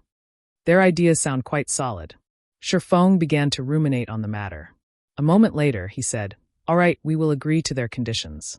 However, they can only offer payment with magic crystals. Moreover, we will only sell the opportunity to learn basic combat techniques. Each learning opportunity will cost 1,000 magic crystals. This condition isn't limited to these guilds, either. It will stand for all players. As for the guild's other requests, refuse them." Due to the appearance of the Primordial Divine Ruin, basic combat techniques had become more commonplace in God's domain. Even so, pitifully few first-rate guilds had secured any techniques from the ruin. The other guilds couldn't even make it inside. However, as players unlocked more of the Primordial Divine Ruin, the number of players allowed inside would increase. Moreover, as players continued to grow stronger, it would only be a matter of time before more guilds secured basic combat techniques. Rather than wait for such a future, it'd be better if Zero Wing took advantage of the current situation and sold learning opportunities, making a fortune. In fact, many large guilds had openly sold learning opportunities for basic combat techniques in the past. He simply executed this business strategy ahead of time. In any case, he had obtained 3 basic combat techniques on his way to the 5th underground floor, with 2 from the Earth Dragon. As for the advanced combat techniques, there was no way he'd sell them. Both in his previous life and in this one, advanced combat techniques were a guild's core secret. While basic combat techniques helped players build a solid foundation, they did very little to improve players' combat standards. Only advanced combat techniques had a considerable effect on players' combat standards. 1,000 crystals per chance? Isn't that price a little too high? Melancholic Smile asked awkwardly. Currently, magic crystals sold for 30 silver each on the market. Thus, 1,000 magic crystals were worth 300 gold. However, while the various guilds might accept a price of 300 gold, that wouldn't necessarily be the case for 1,000 magic crystals. Every large guild desperately needed magic crystals right now, and players wouldn't necessarily learn a combat technique in its entirety on the first attempt. It's fine. Just tell them. Whether or not they accept our price is up to them. Nobody's forcing them to learn our combat techniques, Shifeng said, chuckling. Although basic combat techniques were the weakest of the bunch, they weren't easily found. Players could not obtain one just because they wanted to. Despite the Primordial Divine Ruin activating some time ago, only a small number of basic combat techniques had dropped thus far. Moreover, different basic combat techniques offered different kinds of benefits. Some improved attack methods, some improved footwork, and so on. Just because a player had learned a basic combat technique, that did not mean that other techniques would be useless.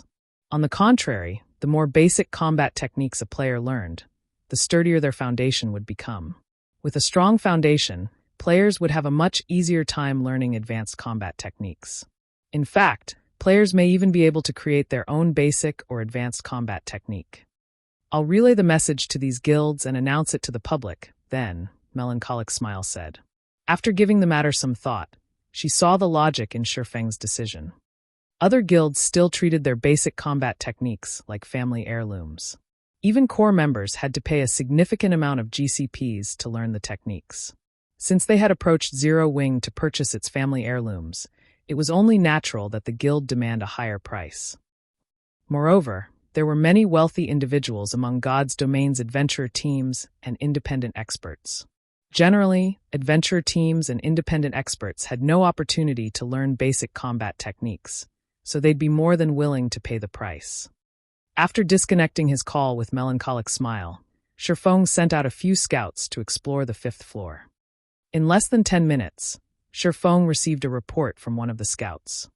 Guild leader, I found a gigantic magic array in the forest.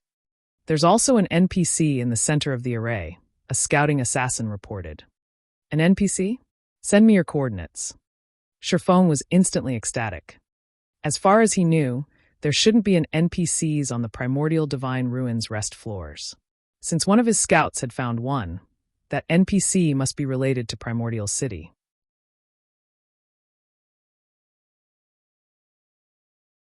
Chapter 1668, Primordial City's Entrance Test. Chapter 1668, Primordial City's Entrance Test.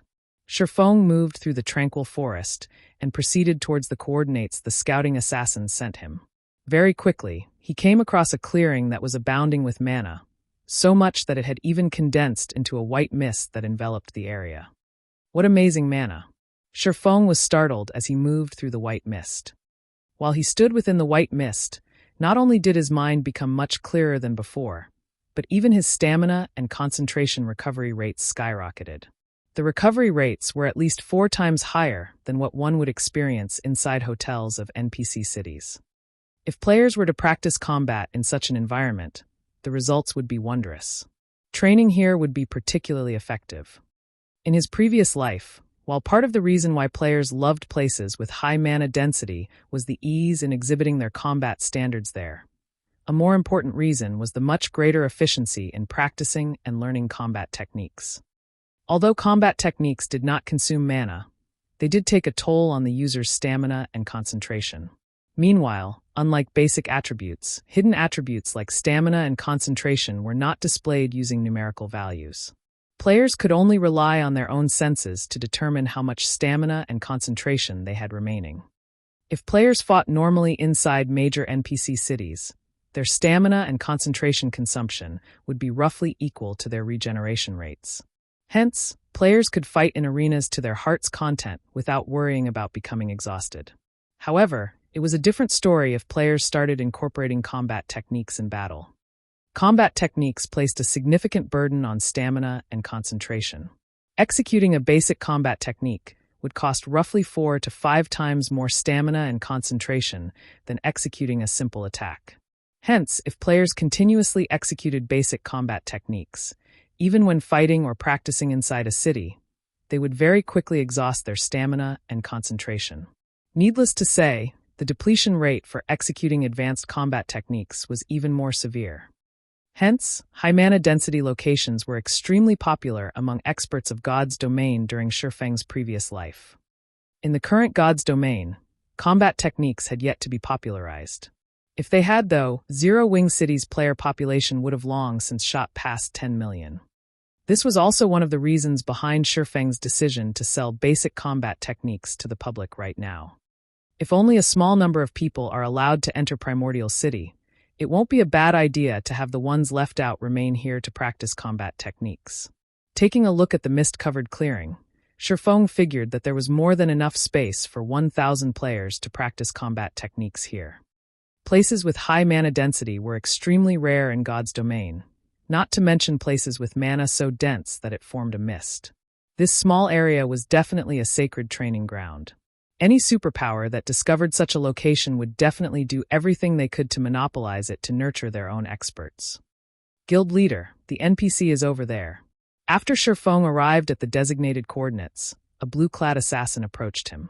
The assassin then pointed at the old man standing inside a magic array a short distance away. The elder wore a set of white robes and held a golden staff in his right hand. Looking at this elder, Shifeng found that the old man did not exude any kind of powerful aura and looked very ordinary. However, when Shifeng tried inspecting him, he failed to get any information about the elder, not even the old man's name. Everything was displayed in question marks. Following which, Shifeng used omniscient eyes to observe the old man. Tyrol, Primordial City's protector, hero, divine mage. Level? HP? A hero? Shifeng could not help but be stunned. He had never imagined that he would actually meet a living, breathing hero. In God's Domain, heroes had long since vanished into legend. The hero standing before him right now was something entirely different from the heroes summoned using heroes chapters. More precisely, the heroes summoned using heroes chapters were heroic spirits, not true heroes. Even so, they were still incomparably powerful and more than capable of safeguarding an entire town or city by themselves. However, a true hero was on an entirely different level compared to a heroic spirit. Unlike heroic spirits, true heroes still retained the blessing they received from ancient gods. Therefore, their life rating was even higher than that of archaic species. Moreover, heroes possessed extraordinary combat standards. Hence, if one did not utilize any special techniques, even 100 Tier 5 players would not be enough to take down a living hero at their peak. A hero was an existence that was truly capable of turning the tide of battle with their strength alone. Although seeing a living hero excited Shifeng greatly, when he noticed the hero's identity as Primordial City's protector, he quickly suppressed his excitement and approached the elder. The moment Shifeng set foot into the magic array, Tyrol opened his eyes abruptly and disappeared from where he stood. In the next moment, he appeared before Shifeng and quietly scrutinized the youth before him. When Shifeng felt Tyrol's gaze on him, he felt as if his entire existence was under examination. However, he was not particularly surprised by this situation. Primordial City was a blessing of the ancient gods. Players belonging to forces deemed hostile by the ancient gods, such as the forces of darkness, should not even think of setting foot into Primordial City. If any of these players were discovered, they would be eliminated immediately. Young man, you've done well to reach this place. I am Tyrol, a protector of Primordial City, Tyrol said, revealing a faint smile and giving Shifeng a nod of approval. If you wish to enter Primordial City, you have to pass the entrance test. Moreover, you have only 3 chances to challenge it. If you fail all 3, you can only try again during your next visit to the Primordial Divine Ruin. Lord Protector, may I know the contents of the test? Shifeng asked respectfully. It's a simple test. All you need to do is defeat yourself, Tyrol replied, smiling. Of course, there are also differences in difficulty. The more difficult the test you challenge, the more contribution points you will obtain once you arrive in Primordial City. There are 5 different difficulties available: normal, hard, hell, Azura, and God. Meanwhile, the contribution points you will gain from them are 1,000, 2,000, 3,000, 5,000, and 10,000, respectively. Each person has only 3 opportunities to challenge the test. You must cherish them. Upon hearing Tyrol's words, although Sherfong kept his expression indifferent, inwardly, he was bursting with joy. Similar to the city on Thunder Island, if players wished to mingle in Primordial City, they needed contribution points. Without contribution points, they could enjoy only the basic benefits the city offered and should not even think of obtaining the truly good stuff available. Meanwhile, the reason why Sherfong was excited was the large number of contribution points the entrance test awarded. In his previous life, when he visited Primordial City, he did not do so by passing the entrance test, but by using a teleportation ticket, which he had obtained through killing monsters. He had received only 500 contribution points in doing so. However, with just 500 contribution points, one would be no different from a beggar inside Primordial City. Of course, one's contribution points would not remain the same forever. There were plenty of methods to earn contribution points. Completing quests was the simplest among them, though inefficient. Ordinary quests only granted around 2 to 5 points each, while high-ranking quests granted around 20 to 50 points each. However, high-ranking quests were extremely rare. Hence, collecting even 500 contribution points was very difficult. Yet, now, even the normal entrance test awarded 1,000 contribution points upon completion. The additional 500 points would save players plenty of time. Moreover, this was also good news to Zero Wings members. It meant that everyone would have an opportunity to enter Primordial City. Young adventurer, have you decided to enter Primordial City? Tyrol asked, smiling as he looked at Sherfong. I am willing to accept the test. Sherfong nodded. Very good. May I know which difficulty you wish to choose? Tyrol asked with a wave of his hand. Instantly, 5 crystal balls of different colors appeared before Sherfong. Aside from having different colors, these crystal balls also exuded auras of various intensities. Even the crystal ball with the weakest aura made Sherfong shudder involuntarily, whereas the one with the strongest aura made him feel deep despair.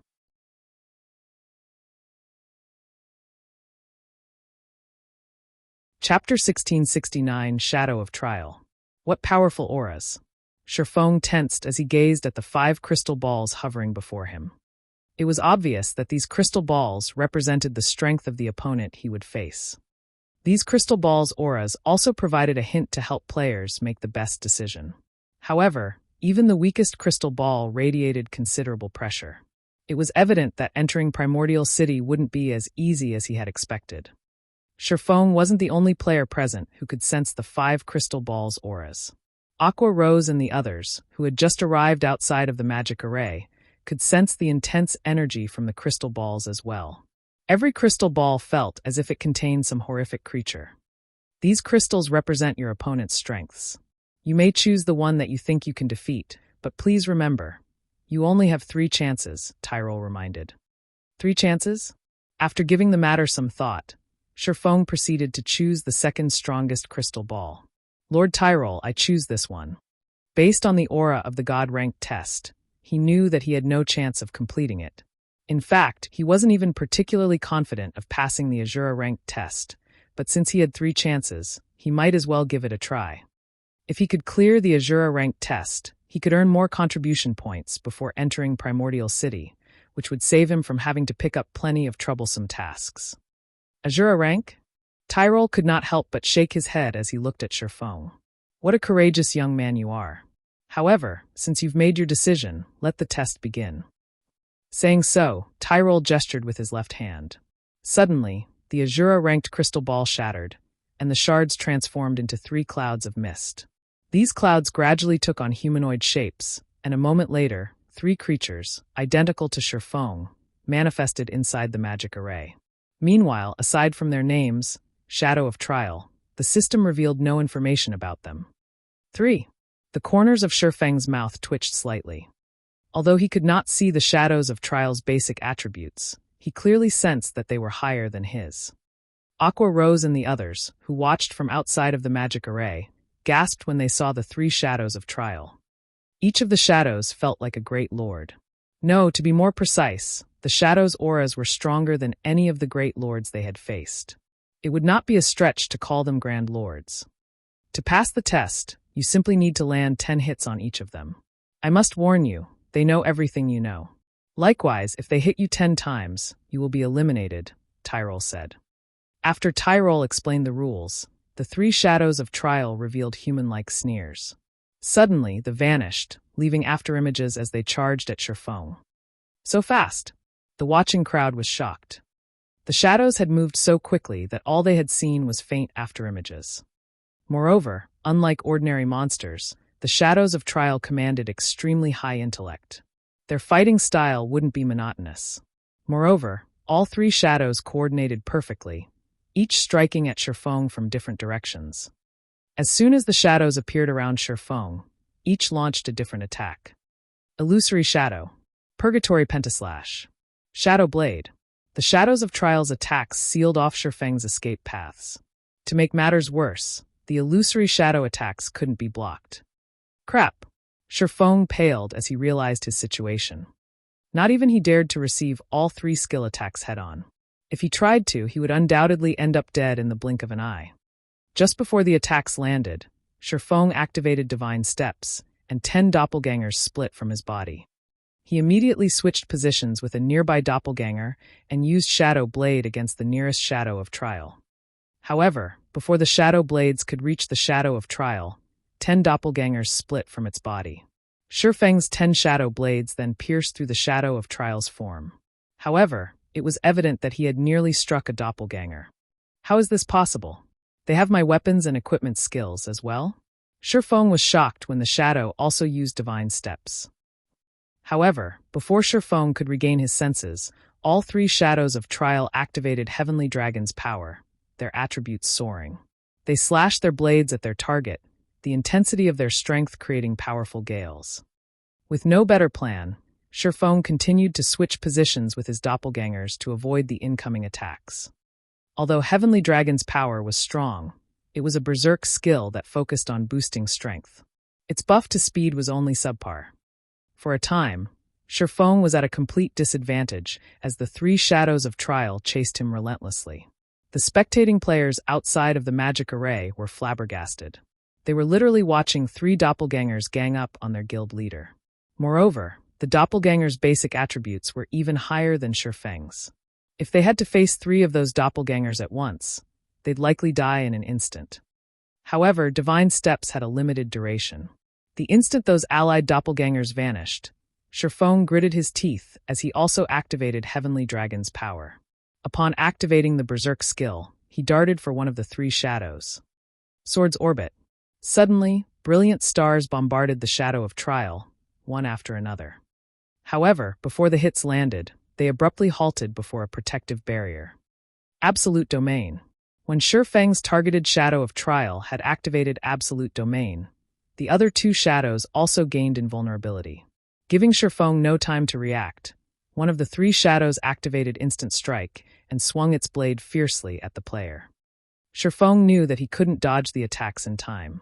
The only thing he could do was to activate his own Instant Strike and execute Sword's Orbit to defend himself as much as possible. Boom, boom, boom. Every time their weapons clashed, dazzling sparks flew around them. Loud clangs also echoed throughout the forest. It seemed as if 2 primordial beasts were attempting to slay one another. A moment later, however, Sherfong slid backward. As soon as the first shadow of Trial's Instant Strike ended, another shadow activated the skill. When Sherfeng's own Instant Strike came to an end, he lost his ability to keep up with the shadow's attacks. Absolute Domain. After activating his invulnerability skill, Sherfong switched the Aura of Earth to the Aura of Time and activated Forbidden Domain. It might be much of an issue if only one shadow of Trial could use all of his skills, but the fact that all 3 were capable of this put Sherfong at a painful disadvantage. If he wished to emerge victorious, he had to rely on his combat techniques. As the shadows of Trial weren't ones to be beaten, one of them activated Forbidden Domain as well. Suddenly, both sides were silenced, losing the ability to use spells or skills. Following which, the 3 shadows ganged up on Sherfong once again. Although Sherfeng's techniques were superior, the Shadow Trio had higher basic attributes. Moreover, the Shadow Trio disregarded their own defense as they brutally attacked. This forced Shifeng into a defensive state. He was only one person, after all. If he tried to strike one of the three shadows, he'd leave himself open for the other two. Meanwhile, each of the shadows could afford to take 10 hits each, but he would be eliminated after 10 hits. Both sides struggled in a stalemate. Shifeng focused on a single shadow, using his superior techniques to create gaps in its defenses and attack. The bitter struggle inside the magic array made the spectating players anxious. But they also knew that such an intense battle wouldn't last long. Once the silence debuff ended, Shifeng would be at a disadvantage once again. When Forbidden Domain's duration had only 10 seconds remaining, despite Shifeng's desperate attempts, he had only struck one of the three shadows 5 times. He still needed to land 5 more hits on that shadow to eliminate it, but he was running out of time. 8 seconds. 5 seconds. 3 seconds. Am I going to lose?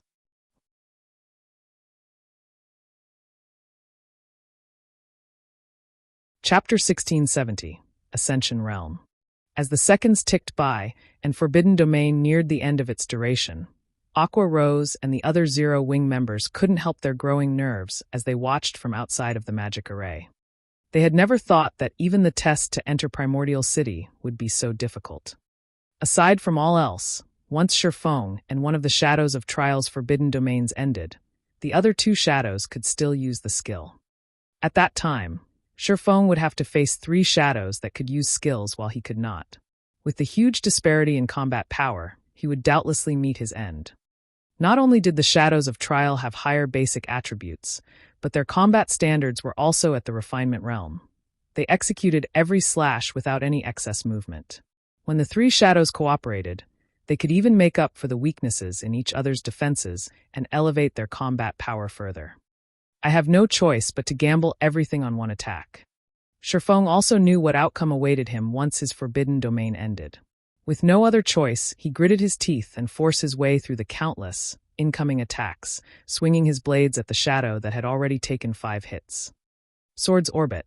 If he could eliminate one shadow before Forbidden Domain ran out, he'd still have a chance at victory, albeit a small one. If he didn't do so, he would die the moment his skill's duration ended. However, as if they had predicted Shifeng's desperation, the 3 shadows smirked as they launched attacks, aiming for Shifeng's blind spots. Despite noticing the incoming attacks, Shifeng did not bother dodging. Instead, he continued to swing his swords at the shadow before him. 1 slash. 2 slashes. At this point, Shifeng traded blow for blow with the shadows. As a result, he was hit again and again. 2 hits. 4 hits. 6 hits. Faster. I need to be faster. As Shifeng frantically brandished his weapons, he gained unprecedented focus. The only thing on his mind was landing a hit on the shadow of Trial before him. However, despite Shifeng's flurry of attacks, his target could still endure 2 more attacks. Shifeng was only 2 hits away from elimination himself. Just as Shifeng's 2 swords were about to bite into the targeted shadow, the other 2 shadows, one behind and one to the left, simultaneously swung towards Shifeng's blind spots. It's over. Tyrell sighed faintly. The young man before him had just barely missed the mark. If Shifeng could have killed the shadow of Trial before Forbidden Domain ran out, he would have had a chance of passing the Azura rank test. Is it over? Shifeng could sense the 2 shadows' longswords nearing his body, but he was powerless to do anything about the weapons. At most, he could take one of the shadows of Trial down with him. As the 2 longswords soared closer to Shifeng's back and abdomen, something about the situation felt incredibly familiar. Shifeng felt like this test was similar to the test Rhinebeck, one of the Sea God's Temple's Vice Knight commanders, had given him.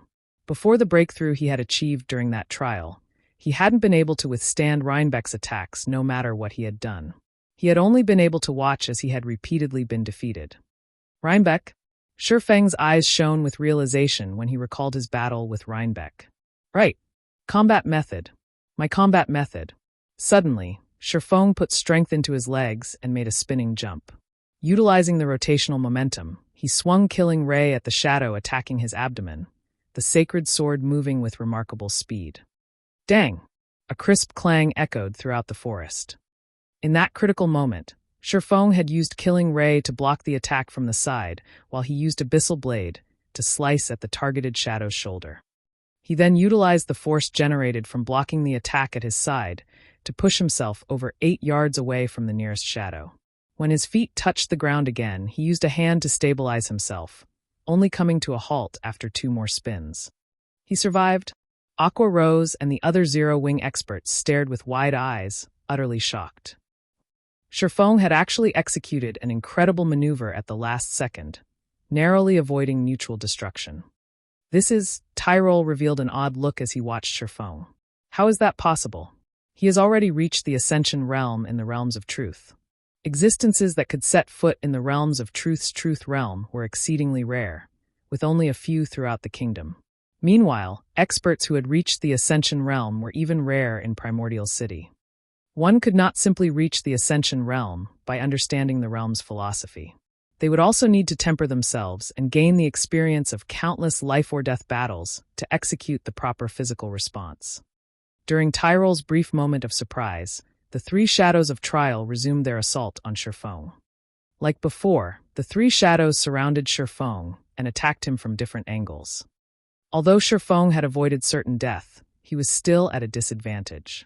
He had little more than a second before his forbidden domain ran out, and he had only blocked the attack aimed for his abdomen. The attack from behind had still found its mark. Now, he could only afford to receive 1 more hit before he was eliminated from the test. "Come," Shifeng said with a hint of excitement as he watched the 3 shadows. Suddenly, over 20 sword lights surrounded Shifeng, sealing off all escape paths. However, instead of using Sword's orbit to repel the attacks, Shifeng simply adjusted his footwork, turning as he executed 8 slashes, which wasn't much compared to his earlier efforts. Yet, something surprising happened again. Despite reaching his maximum attack speed, these slashes continued to accelerate. The 3 shadows of trial interlocked with their target before passing by Shifeng. The swordsman blocked every one of the incoming attacks. Die! As the shadows passed, Shifeng swung Killing Ray, slicing the neck of the shadow that had already received 9 hits. The shadow then vanished, leaving 2 remaining in the magic array. What just happened? Aqua Rose, Fire Dance, Shadow Sword, and the other Tier 2 experts from Zero-Wing were stupefied. Not only had Shifeng blocked every incoming attack without using Sword's orbit, but he had also created a gap in the shadow's defenses and eliminated one of them. None of them could figure out how he had pulled it off. So, this is the realm above the truth realm that Rhinebeck had mentioned?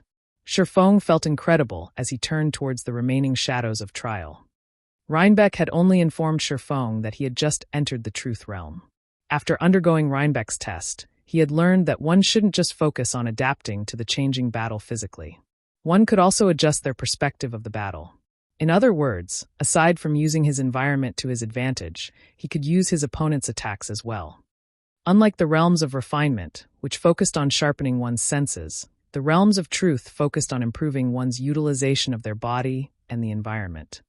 Only Shifeng had never realized that the realms of truth's principles could help increase his combat power by such a large margin, allowing him to overcome his enemy's attributes and overwhelm the 3 shadows of trial. However, Shifeng's forbidden domain had ended after he had killed the 1 shadow. Without hesitation, the 2 remaining shadows activated Blade Liberation before 1 activated Forbidden Domain. Twofold Berserk? Shifeng could not help but grin as he noticed the shadow's auras strengthen. Before the enemy's Forbidden Domain reached him, he activated Blade Liberation as well. Fortunately, his skill's cooldowns had reset when he had first entered the magic array. So, the Berserk skills he had exhausted during his battle with the 4th floor's Earth Dragon were ready for him. After activating Blade Liberation, Shifeng executed Void Steps and disappeared. Seeing this, one of the 2 shadows activated Skywheel's sword, while the other activated Lightning Edge, both of which were AoEs. However, neither of the shadows' attacks had forced Shifeng out of his concealment. For a time, the shadows attacked their surroundings randomly in confusion, yet even after dozens of seconds, Shifeng remained hidden. He only revealed himself after both shadows had used up their forbidden domains, and when he did, he already stood beside them. Illusory Shadow. Suddenly, 5 crisscross slashes bombarded one of the shadows. Although the targeted shadow responded quickly and tried to dodge, it still received 3 hits. Realizing the danger they were in, the two shadows decided to end the fight quickly, both activating Chilling Field. The domain skill covered a 50-yard radius and was capable of both offense and defense. The skill's movement speed reduction effect also prevented Shifeng from moving about freely.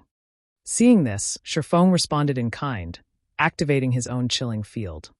Suddenly, 27 icicles covered the battlefield, 9 belonging to Shifeng and 18 from the Shadows of Trial.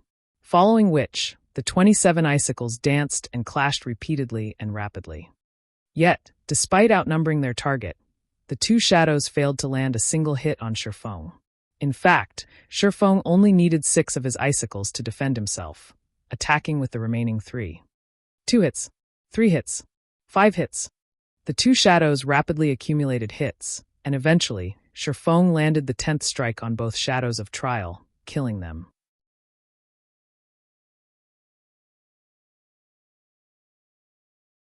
Chapter 1671, City Rookie. He won. Our guild leader is amazing. As the Zero-Wing team watched the Shadows of Trial in the magic array gradually fade, they couldn't believe their eyes. The battle that had just occurred had overwhelmed them mentally. If they had been distracted for a split second, they would have missed the instant Shifeng and the shadows had clashed. Both sides' basic attributes were ridiculously high, and they could clash multiple times in the instant it took to blink.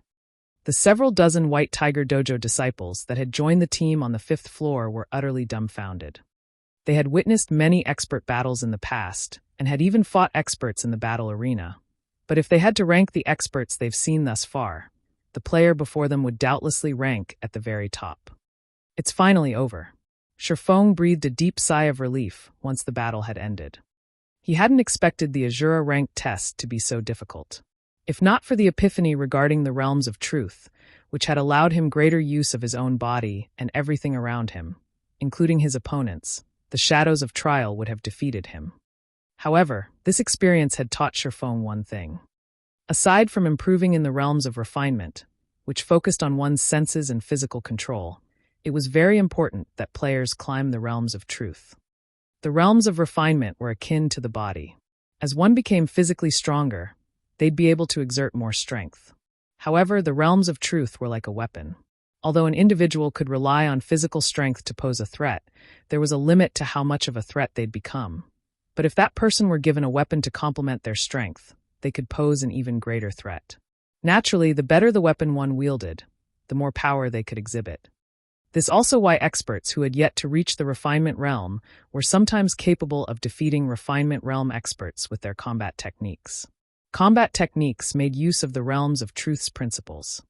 It seems that we'll need to increase everyone's familiarity with the realms of truth in the future, Shifeng thought to himself. There was a limit to how fast one could reach higher realms of refinement, and reaching higher realms of truth wouldn't conflict with a player's growth in the realms of refinement. In fact, the two realms would even complement each other, helping one improve their combat power far faster. Only, introducing everyone to the realms of truth wouldn't be easy. First, he needed a proper training ground.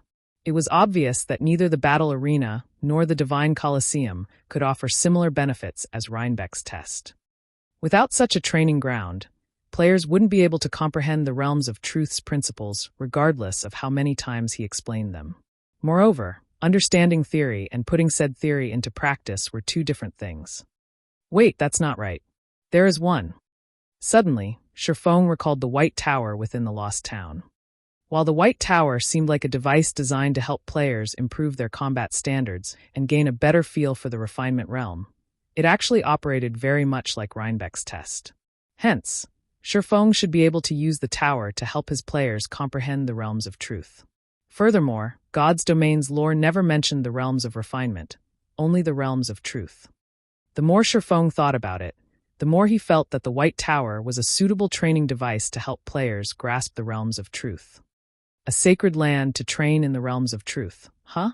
Shifeng had begun to give up on the Lost Town, preparing to accept the system's penalty, but now, his desire to secure the town had reignited. It's no wonder why the quest to obtain the Lost Town is so difficult. So this is why.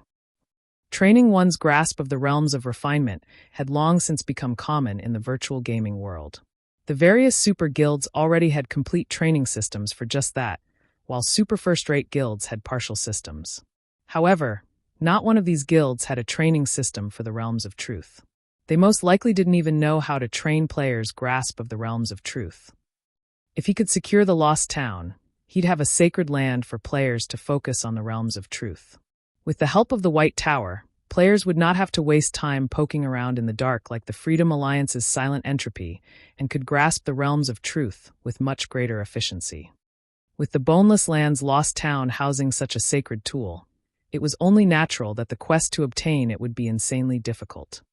As Shifeng tried to figure out how to complete the Demon's Nest quest, he heard the sound of a system notification. System, congratulations.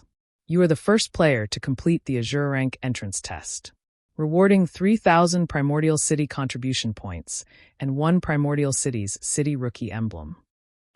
Young adventurer, congratulations on passing the test. As the first heaven-blessed individual to pass the Azure Rank test, this City Rookie emblem belongs to you. Make good use of it.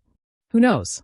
It might even help you improve further within Primordial City, Tyrol said after appearing before Shifeng. He then took out a silver emblem in the shape of a crescent moon encompassing a sun and passed it to Shifeng. The instant the emblem appeared, the surrounding mana gravitated towards and circled the emblem. City Rookie emblem? After recovering from his shock over the additional 3,000 contribution points, Shifeng gave the emblem a curious look. This was the first time he had heard of this item. Based on Tyrol's tone when he had mentioned it, it should be extraordinary. Immediately, Shifeng tried to inspect the emblem's attribute panel. City Rookie Emblem, Dark Gold Rank. Primordial City's Emblem of Honor. When worn, user will enjoy the authority of a Bronze Adventurer in Primordial City. In addition, user may teleport to Primordial City from any location. Cooldown, 2 natural days, 96 hours. User restriction, Yifeng. Amazing. It's giving me the authority of a Bronze Adventurer right off the bat. No wonder why he told me to make good use of it. Shifeng was ecstatic as he gazed at the City Rookie emblem. At this point, the term Bronze Adventurer was still foreign to God's Domain's players. This was because the title was unique to Primordial City. Bronze Adventurers in Primordial City were the equivalent of nobles in NPC cities. Only, as the ancient gods had specifically created Primordial City for adventurers, noble ranks didn't exist within its walls. Rather, special ranks were granted to adventurers based on their contributions to the city. The available ranks included Common Adventurer, Bronze Adventurer, Silver Adventurer, and Gold Adventurer. Each subsequent rank enjoyed greater authority and treatment in Primordial City than the last. However, it was extremely difficult for players to rise through the ranks as they weren't based on Primordial City contribution points. Instead, they were determined by one's Primordial City honor points. One had to earn 1,000 honor points just to become a Bronze Adventurer. Moreover, players would be fortunate to receive 1 honor point even after completing a high-rank quest in the city. If players wanted to earn more than that per quest, they'd have to complete Primordial City's trial quests, which were exceedingly challenging. Unfortunately, failing to complete the trial resulted in an unusually severe death penalty. In the past, most players had opted for the safe and reliable method of completing high-rank quests to collect honor points rather than challenge Primordial City's trial quests. Because of this, very few players had become Bronze Adventurers, let alone Silver or Gold Adventurers. Even after 10 years in God's Domain, Shifeng had never heard of someone becoming a Gold Adventurer. Meanwhile, not only would Bronze Adventurers enjoy a 10% discount on all expenditures that required Primordial City contribution points, but they'd also get to enjoy other benefits that Common Adventurers had no access to. One such example was the planar teleportation function, which allowed players to travel to the various higher planes. Not only were the higher planes monsters much stronger, but they also dropped far better loot. It was also possible to obtain unique resources.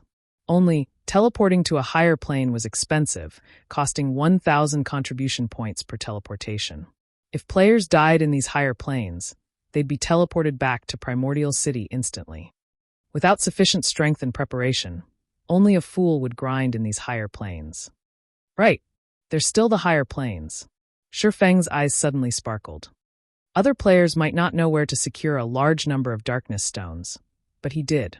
However, he hadn't had the means to reach these locations, but now he did. Shifeng immediately instructed his team to challenge the entrance test and told them what to do once they entered Primordial City. Meanwhile, he made his way, with Tyrell's help, to the city. When Shifeng arrived in Primordial City, every player within the Primordial Divine Ruin received a system notification about it.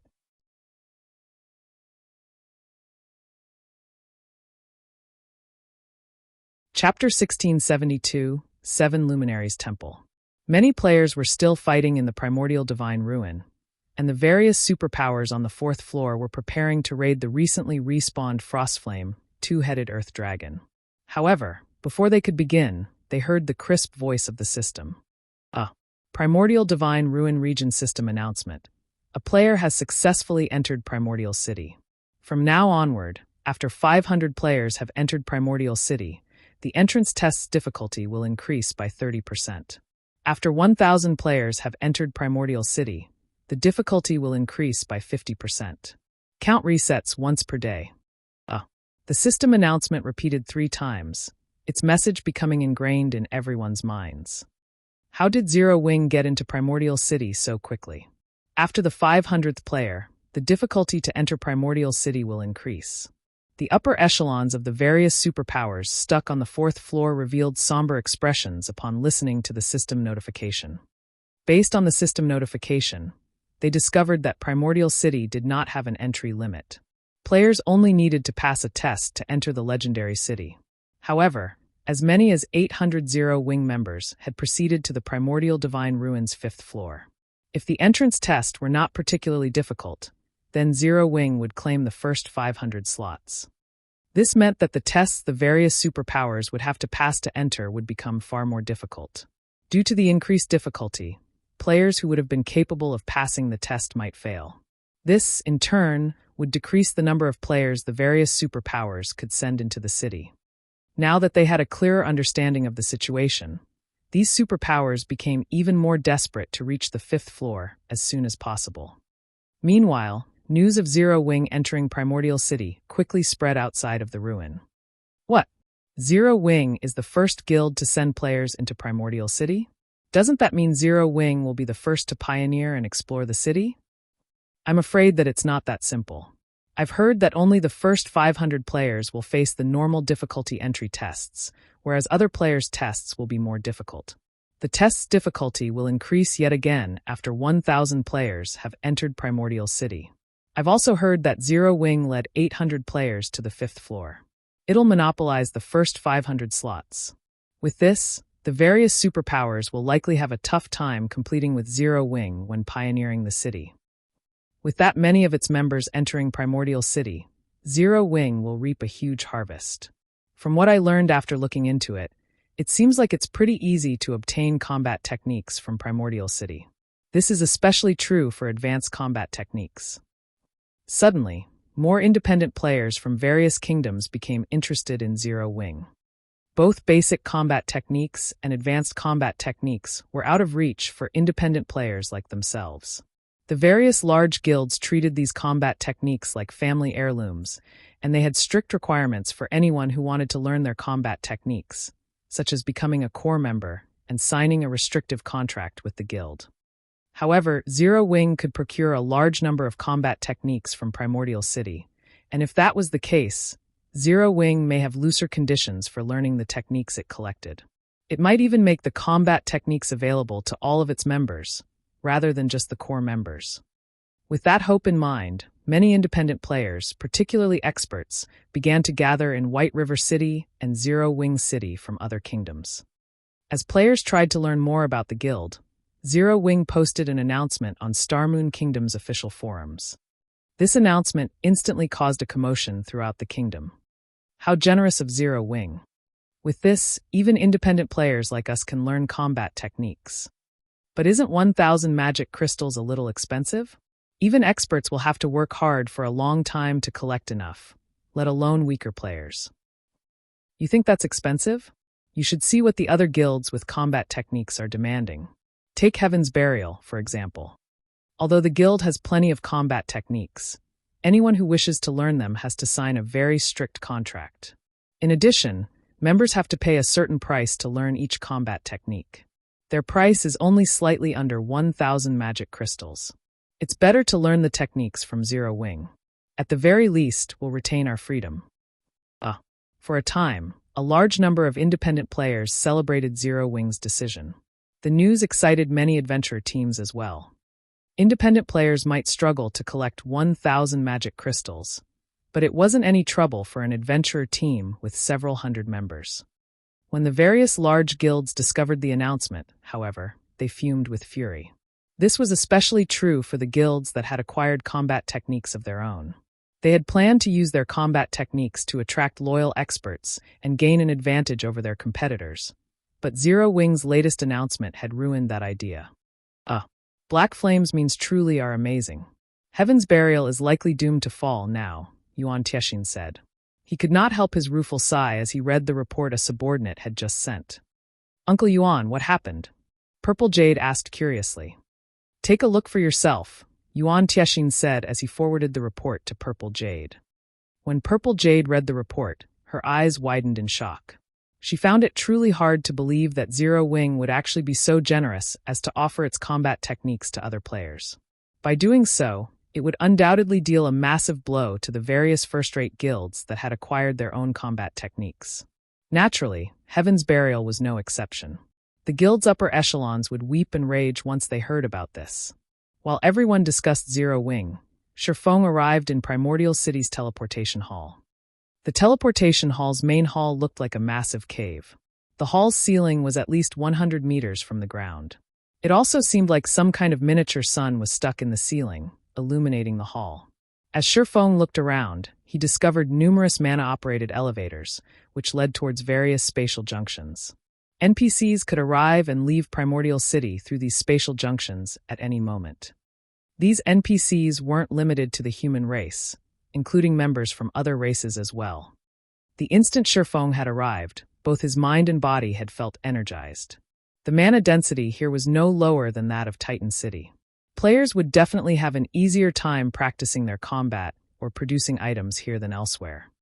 Since Shifeng had visited Primordial City many times in his previous life, he didn't bother to look around the teleportation hall like some curious tourist. Instead, he quickly left the hall and ventured to Primordial City's streets. Primordial City was a city of legend. The city had as many NPCs as the most populated NPC cities in God's domain. There were easily over 4 or 5 million NPCs within the city at all times, which was more than 10 times the number of NPCs in Starmoon Kingdom's capital. Moreover, unlike the NPCs in ordinary NPC cities, those in Primordial City were at least level 150. Tier 2 NPCs were insignificant here, usually serving as gate attendants. Tier 3 NPCs, which were rare in other NPC cities, strode down almost every street in Primordial City. One would even find Tier 4 NPCs window shopping. After leaving the teleportation hall, Shifeng summoned his demonic flame tiger and made his way towards the heart of Primordial City. Although Primordial City's layout was complex, Shifeng knew the city like the back of his hand. After traveling for around 20 minutes, he reached a towering temple. The temple before him was over 300 meters tall and occupied enough space to accommodate 100,000 people. It looked more like a mountain than a building. This temple was also the most important structure in Primordial City. The 7 Luminaries Temple.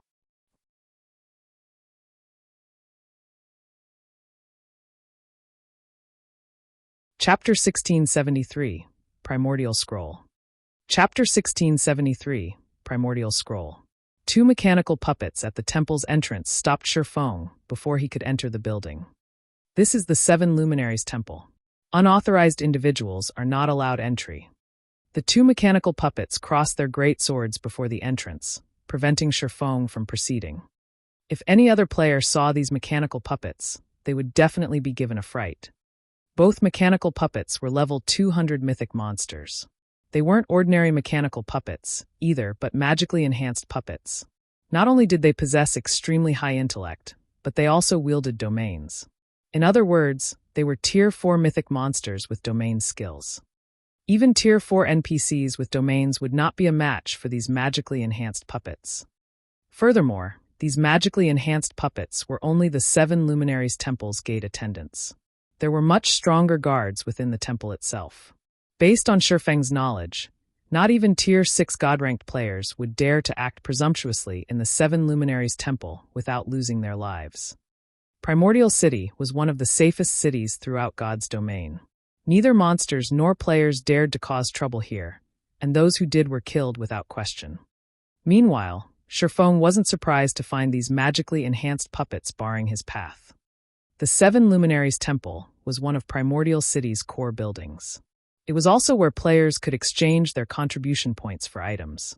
But only players who had become adventurers within the city were allowed inside. Everyone else would be stopped at the door. If players wanted to become adventurers here, they had to pick up an adventurer quest from Primordial City's Adventurers Association. After completing their adventurer quest, players would be granted a Primordial City Adventurer emblem. Players would only be considered a common adventurer in the city once they had this emblem, and it would allow them to enjoy some of the benefits the city offered.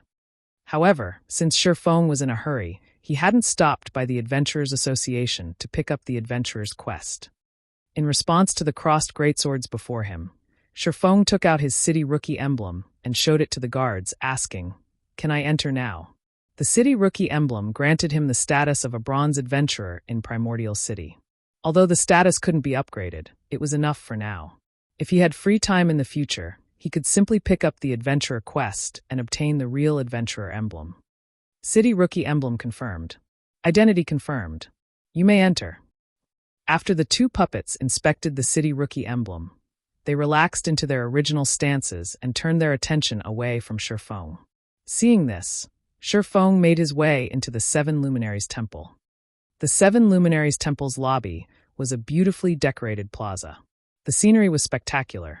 It contained areas where people could rest and chat, and it even offered open-air restaurants and bars. The food and beverages sold here were unique to Primordial City and couldn't be removed from the city. But the taste of these items was simply unforgettable.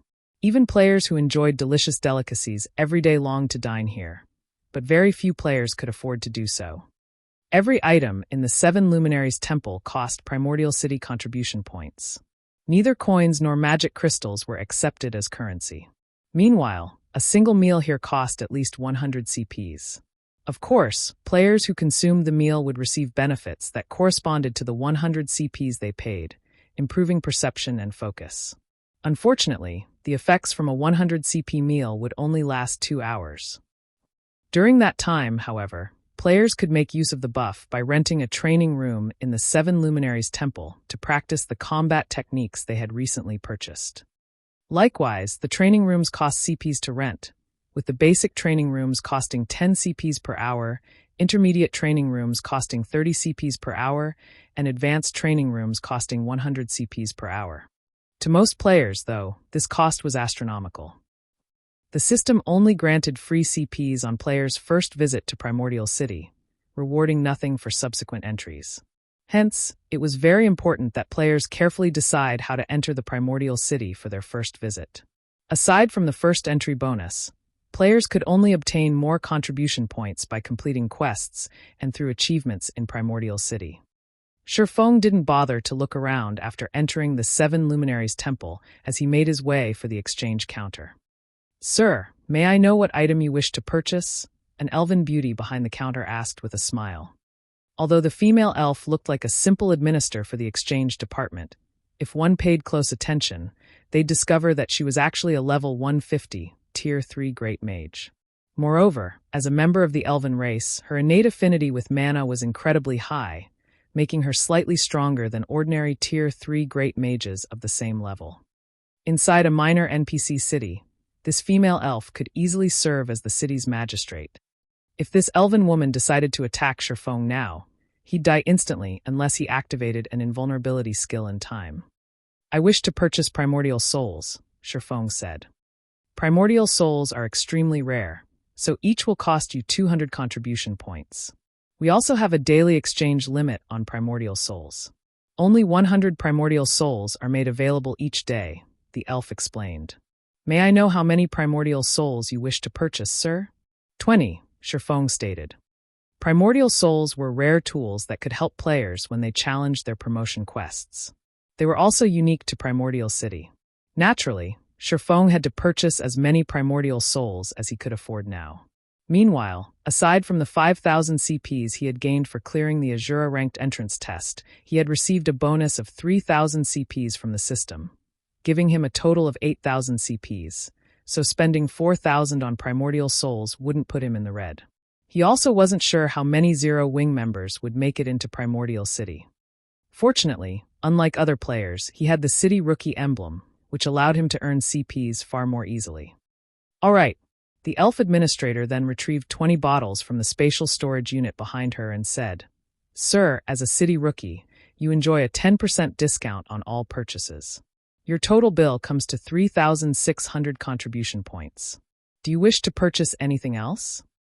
After giving the matter some thought, Shifeng gritted his teeth and said, "I want to purchase 12 primordial scrolls and 1 teleportation stone to the darkness plane."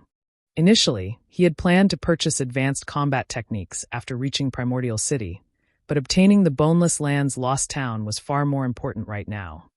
The darkness plane was one of the higher planes in God's domain, and the power of darkness on that plane was incredibly dense. Naturally, the monsters living in the darkness plane contained frightening amounts of power of darkness within them. When killed, they had a high chance of dropping a darkness stone fragment. Alchemists could use 100 of these fragments to synthesize a complete darkness stone, but their success rate was an excruciatingly low 30%. However, this was by far the best method to obtain darkness stones.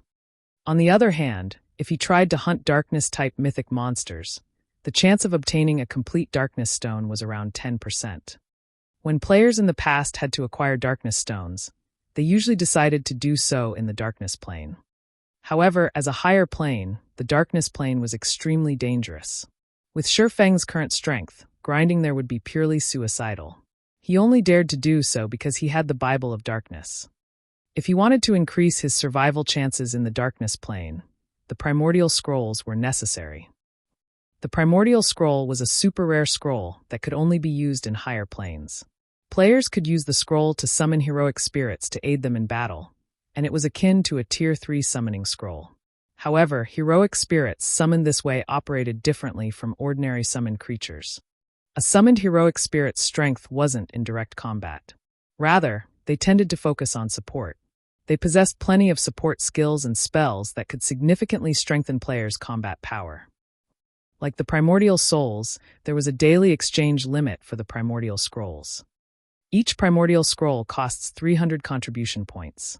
Only bronze adventurers and above can purchase the Darkness Plane Teleportation Stone for 1,000 contribution points. Including the City Rookie discount, that puts your new total at 7,740 contribution points, the elf administrator reported, smiling as she took out the items Shifeng had requested. Shifeng then paid his bill, instantly becoming a poor bastard. But he didn't mind the huge expenditure. Compared to the value of the lost town, spending this many contribution points was nothing. He then mailed the primordial souls to Aqua Rose while he teleported to the darkness plane.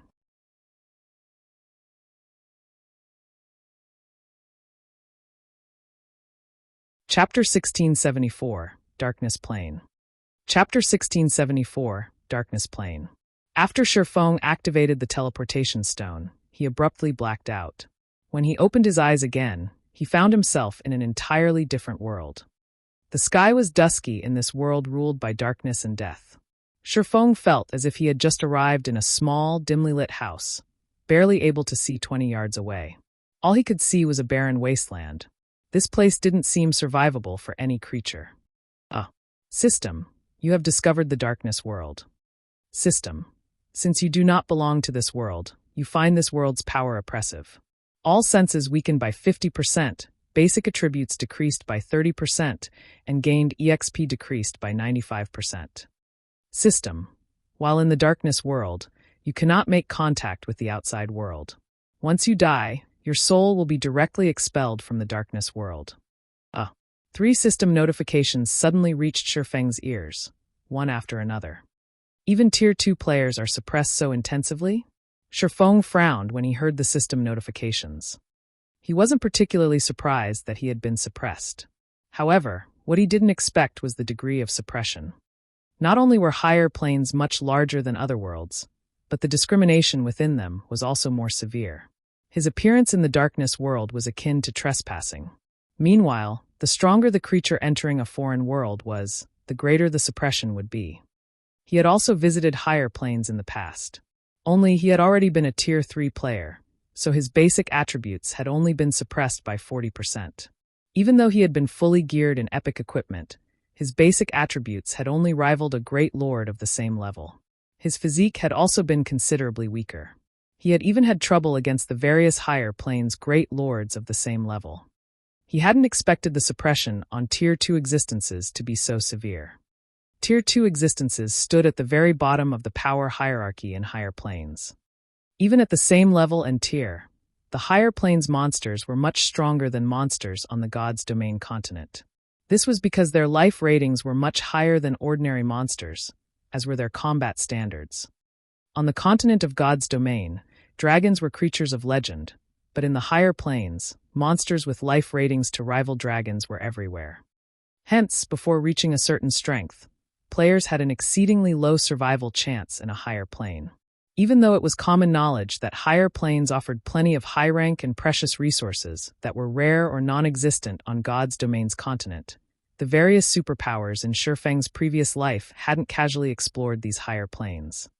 Aside from the world's oppression and its monster's strength, the environment was the greatest difference between the higher planes and the continent of God's Domain.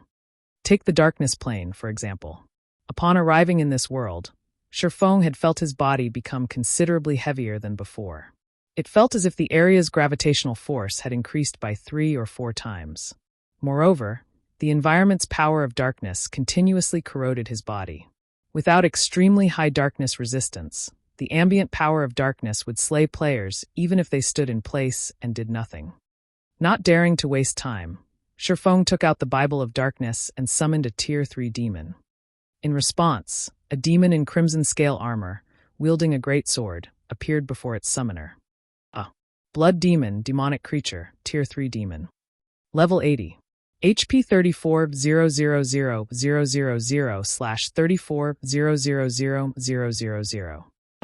Demons were considered dark creatures in God's domain, so in the darkness world, they wouldn't be oppressed. Moreover, thanks to the Bible of Darkness's demon ruler skill, the blood demon had grown stronger. This was why Shifeng had boldly visited the darkness plane. Every monster in the darkness world was likely stronger than Shifeng, and he could only see up to 20 yards away. With such a disadvantage, monsters would likely discover him before he would sense them. On the other hand, if he took control of the demon, he could observe his surroundings through the demon's eyes. After giving it a try, he noticed the massive improvement to his range of vision. By seeing through the demon's eyes, Shifeng could see up to 500 yards away. He discovered that he currently stood in a gravel ridge, and a group of 10 4-meter-tall dark scorpions roamed roughly 300 yards away. 9 of the 10 dark scorpions had 3 tails, and the last had 5. Moreover, the 5-tailed scorpion radiated a light purple glow. A dark scorpion, dark creature lord. Level 65. HP 18,000,000/18,000,000. Mutated dark scorpion, dark creature, great lord. Level 68. HP 43,000,000/43,000,000. Had Shifeng not come prepared, he would have likely ventured into the dark scorpion's detection range. If the 9 lords and their great lord leader had ambushed him while he had been so powerfully suppressed, he would have died very quickly. Fortunately, the teleportation stones that transferred players to the higher planes generally sent said players to level-appropriate areas. Even so, if he sent the blood demon to attack the group of dark scorpions by itself, the demon would definitely lose that battle. The mutated dark scorpion's strength alone could rival the blood demon's.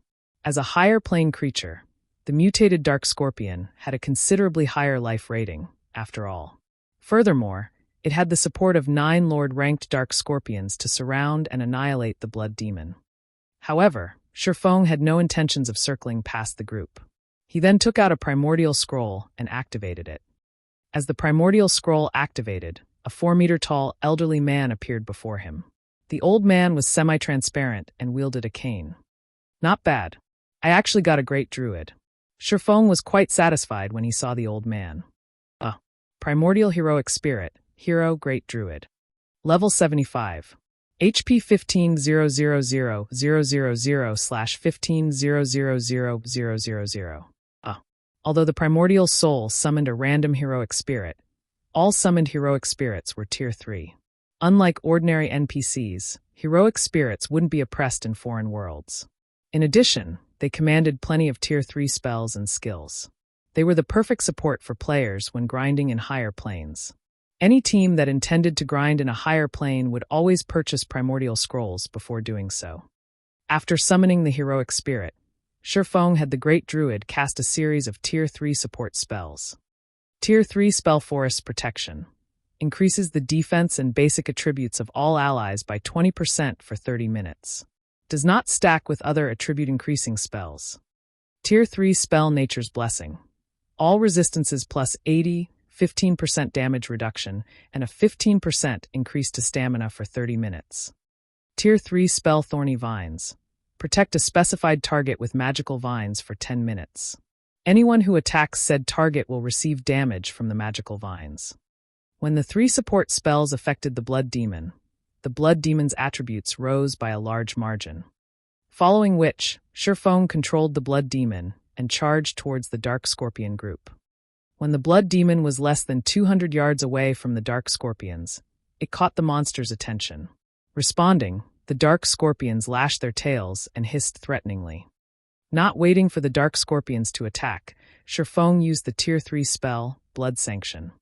Immediately, 50-plus blades of blood flew at the 10 Dark Scorpions with lightning speed. Even if Shifeng were at his peak and activated a Berserk skill, he would have trouble blocking all 50-plus blood blades. He would have to dodge or activate a life-saving skill to avoid taking a hit. As the blood blades were about to reach the Dark Scorpions, the latter's tails blurred.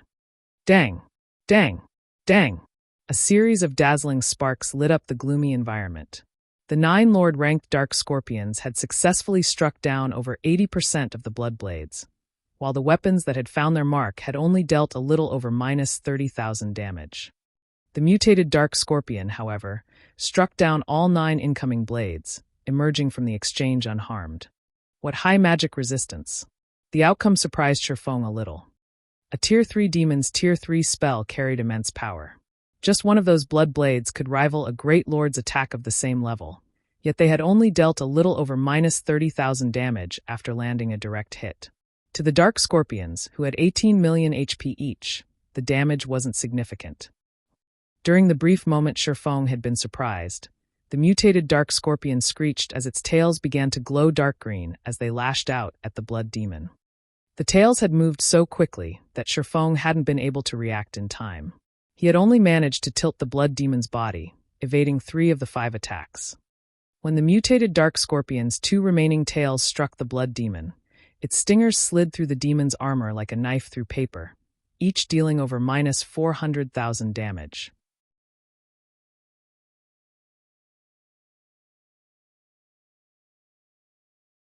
Chapter 1675, Mutated Darkness Energy Crystal.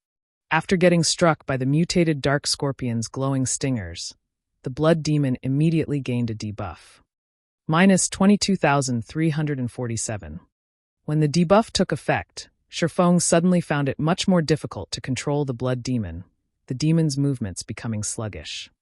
What a powerful poison. Shifeng was slightly surprised when he checked the debuff. Paralyzing Venom.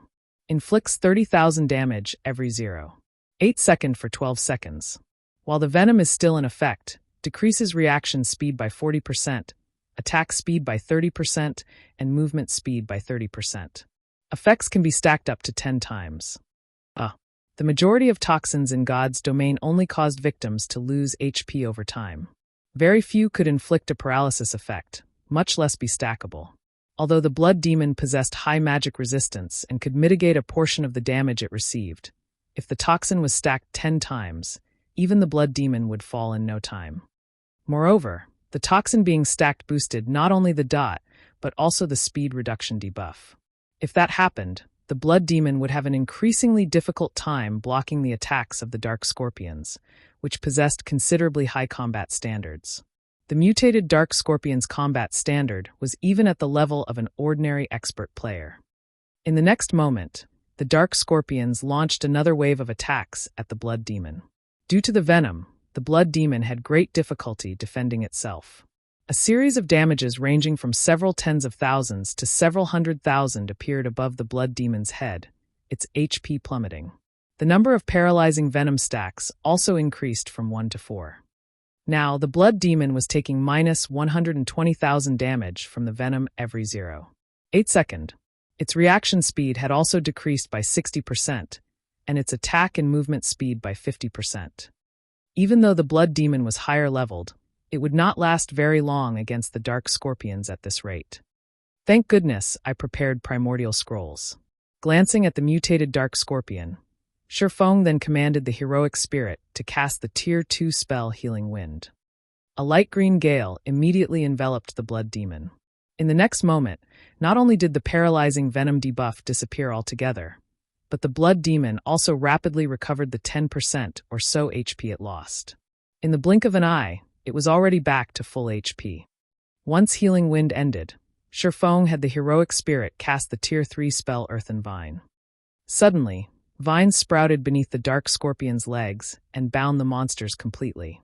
Although the Dark Scorpions managed to cut and snap the vines in their struggles, new vines would always replace the broken ones, greatly restricting the mobility of the Dark Scorpions. Moreover, the Earthen Vines also dealt minus 50,000 damage every second to the Dark Scorpions, and the skill lasted for a full 20 seconds. This skill was perfect against monsters without control removal skills. After the Dark Scorpions were restricted, the Blood Demon brandished its great sword and began exterminating the Dark Scorpions. Each of its normal attacks caused around minus 40,000 damage, while its skills dealt over minus 100,000 damage each. Meanwhile, Shifeng also cast Flame Domain on the group of monsters. Although Shifeng was suppressed by the world and his basic attributes had decreased significantly, the sacred sword he wielded doubled the damage he dealt dark creatures. Following which, damages over minus 200,000 appeared above the Dark Scorpions' heads. Moreover, the damage Flame Domain dealt also increased by 20% with every passing second. By the time Flame Domain ended, the Lord-ranked Dark Scorpions had lost nearly 1/3 of their maximum HP. Shifeng then executed Lightning Edge and dealt each of the Dark Scorpions over minus 200,000 damage per second for 5 seconds. At this time, the heroic spirit standing beside Shifeng finished casting the Tier 3 Curse Star Fury. Suddenly, streaks of starlight started raining down from the sky and bombarding the Dark Scorpions. The might of the AoE spell was stronger than even Shifeng's Flame Domain, each wave of attacks dealing over minus 600,000 damage to the Dark Scorpions. Moreover, unlike normal AoE spells, Star Fury aimed only at enemies within range. Hence, the curse did not do any damage to the Blood Demon. In total, 7 waves of starlight descended on the Dark Scorpions. By the time Star Fury ended, not only had the Dark Scorpions lost a significant amount of their HPs, but they also fell into a heavily injured state, their basic attributes, defense, and combat power decreasing to a certain extent. This turn of events allowed the Blood Demon to deal even more damage. Now, even its normal attacks inflicted around minus 80,000 damage on its tough opponents. Very quickly, the first Dark Scorpion fell to Shifeng's group. Afterward, even after Earthen Vine's duration ended, the heavily injured Dark Scorpions didn't pose much of a threat. To make the battle more efficient, Shifeng decided to have the Blood Demon focus on only dodging the mutated Dark Scorpion's attacks while maintaining its assault on the other Dark Scorpions. This strategy rendered the mutated Dark Scorpion useless in the battle. The Great Lord could only watch as its subordinates got picked off one after another. Only after the disposal of all the Lord-ranked monsters did Shifeng have the Blood Demon trade blow for blow with the Great Lord, forgoing all forms of evasion and defense. Although the Blood Demon would get poisoned and receive significant amounts of damage from doing so, there was the healing provided by the heroic spirit. Due to the Blood Demon's all-out offensive, the mutated Dark Scorpion lost HP rapidly. 72%, 70%, 65%. After roughly 10 minutes had passed since the battle began, Shifeng activated Divine Providence and landed the last hit on the mutated Dark Scorpion. Following which, the mutated Dark Scorpion let out an agonized screech as it collapsed before Shifeng's feet. At the same time, the Great Lord also dropped 8 items around its corpse. The monsters here are really tough. Shifeng breathed out a sigh of relief when he saw that the mutated Dark Scorpion was finally dead. Although Shifeng had long since known that the monsters in higher planes were powerful, he had never imagined that the monsters of the darkness world would be this powerful. Just dealing with a level 68 Great Lord had already taken him so much effort. If not for him having summoned a healing-type heroic spirit, he could have come out the loser in this battle. With how powerful the monsters in the darkness world were, if he came across a Grand Lord, he would most likely have no choice but to run away. However, while dealing with the Dark Scorpions was indeed very difficult, the loot they dropped pleased Shifeng greatly. The 9 Lord-ranked Dark Scorpions had dropped a total of 37 items. Among them, 15 were level 60 mysterious iron equipment and 8 were level 60 bronze equipment. The drop rate here was considerably better than on the continent of God's domain, where Lord-ranked monsters past level 50 dropped only bronze equipment, while mysterious iron equipment was dropped by only High Lords and Great Lords, and generally just 1 or 2 pieces of equipment at that. Aside from weapons, equipment, and materials, the 9 Dark Scorpions also dropped 3 Darkness Stone fragments. The drop rate for the fragments was considerably better than what Shifeng initially expected it to be. However, compared to the loot of the 9 Dark Scorpions, the loot of the mutated Dark Scorpion was much more attractive. Of the 8 items dropped, 3 were equipment, a level 60 secret silver cloth armor robe, and 2 set pieces for the level 60 secret silver plate armor Dark Devourer set. Level 60 secret silver set equipment would be considered top-notch equipment in the game when players reached level 60. Moreover, the Dark Devourer set was actually an 8-piece set. The set's level requirement would be lowered to level 55 when 4 set pieces were gathered, and further to level 50 if one managed to complete the set. If players could equip level 60 secret silver set equipment at level 50, just the basic attributes they could gain from the set alone would surpass that of level 50 Dark Gold set equipment. Not to mention, the Dark Devourer set's other set effects were also plenty amazing. The set's 2-piece set effect reduced the damage sustained from Tier 2 spells by 40% and spells below Tier 2 by 70%. Meanwhile, the 6-piece set effect raised the wearer's strength and endurance by up to 30% when attacked. If he could allow the guilds, MTs, and berserkers to equip the Dark Devourer set, they would be practically invincible among those of the same level. Aside from the 3 pieces of equipment, the mutated Dark Scorpion also dropped 2 Darkness Stone fragments. As for the remaining 3 items, 2 of them were paralyzing venom potions, which could be applied to weapons, allowing one's attacks to inflict a weakened version of the paralyzing venom debuff on targets. Each potion could be used 3 times, and each application lasted 30 minutes. Although the debuff imposed was nowhere near as strong as the mutated Dark Scorpions, it was still quite effective against both players and monsters. Following which, Shifeng took out from his bag the last item the Great Lord dropped. This item was a crystal that gave off a black and white glow. When he looked at the crystal, a hint of excitement flashed in his eyes. The mutated Darkness Energy Crystal. It was one of the rarest loot available in the Darkness world. In fact, it was a treasure highly sought after by players belonging to the Dark Forces. This was an item that would only be dropped by Darkness-type mutated monsters.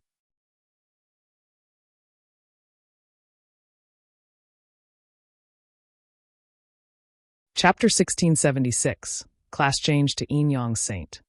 Chapter 1676, Class Change to Yin Yang Saint.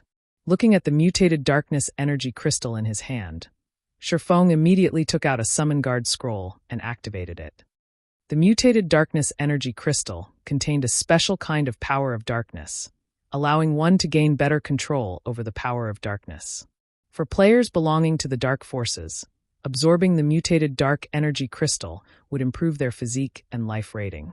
At the same time, the power of darkness they could use would increase. One could say that the mutated Darkness Energy Crystal was similar to a bloodline, but with far inferior effects compared to an actual bloodline. Even so, it was still extremely precious. Shifeng never thought he could obtain a mutated darkness energy crystal just by killing one mutated dark scorpion. Dark players would definitely go crazy with envy if they learned of this matter. In the past, countless dark players had visited the darkness world to obtain mutated darkness energy crystals. However, extremely few actually got their hands on one. Unfortunately, as Shifeng was not a dark player, the crystal was not as valuable to him. However, there was another use for the mutated darkness energy crystal, which was also considered by players as one of the most wasteful methods of using mutated energy crystals, like the mutated darkness energy crystal, and that was to allow personal guards to absorb its power. Letting a personal guard absorb the power of a mutated energy crystal gave the said personal guard an opportunity to awaken and assimilate that power. However, the chances of success were below 10%. In contrast, if players were to absorb the power of a mutated energy crystal, they were sure to obtain that power. In the past, almost no player would waste the mutated energy crystals they obtained on their personal guards. Of course, there were always exceptions, such as righteous players who refused to trade with dark players no matter what. In such rare occasions, players would choose to give the mutated energy crystal to their personal guards instead and gamble on the small chance of success. Meanwhile, one of these exceptions had won their gamble, allowing their fine gold personal guard to obtain the power of fire. The result of this successful assimilation was a massive rise in combat power for the said personal guard. Afterward, the fine gold personal guard had even managed to get promoted to Tier 5. Normally, only dark gold guards had a chance to reach Tier 5 in God's domain.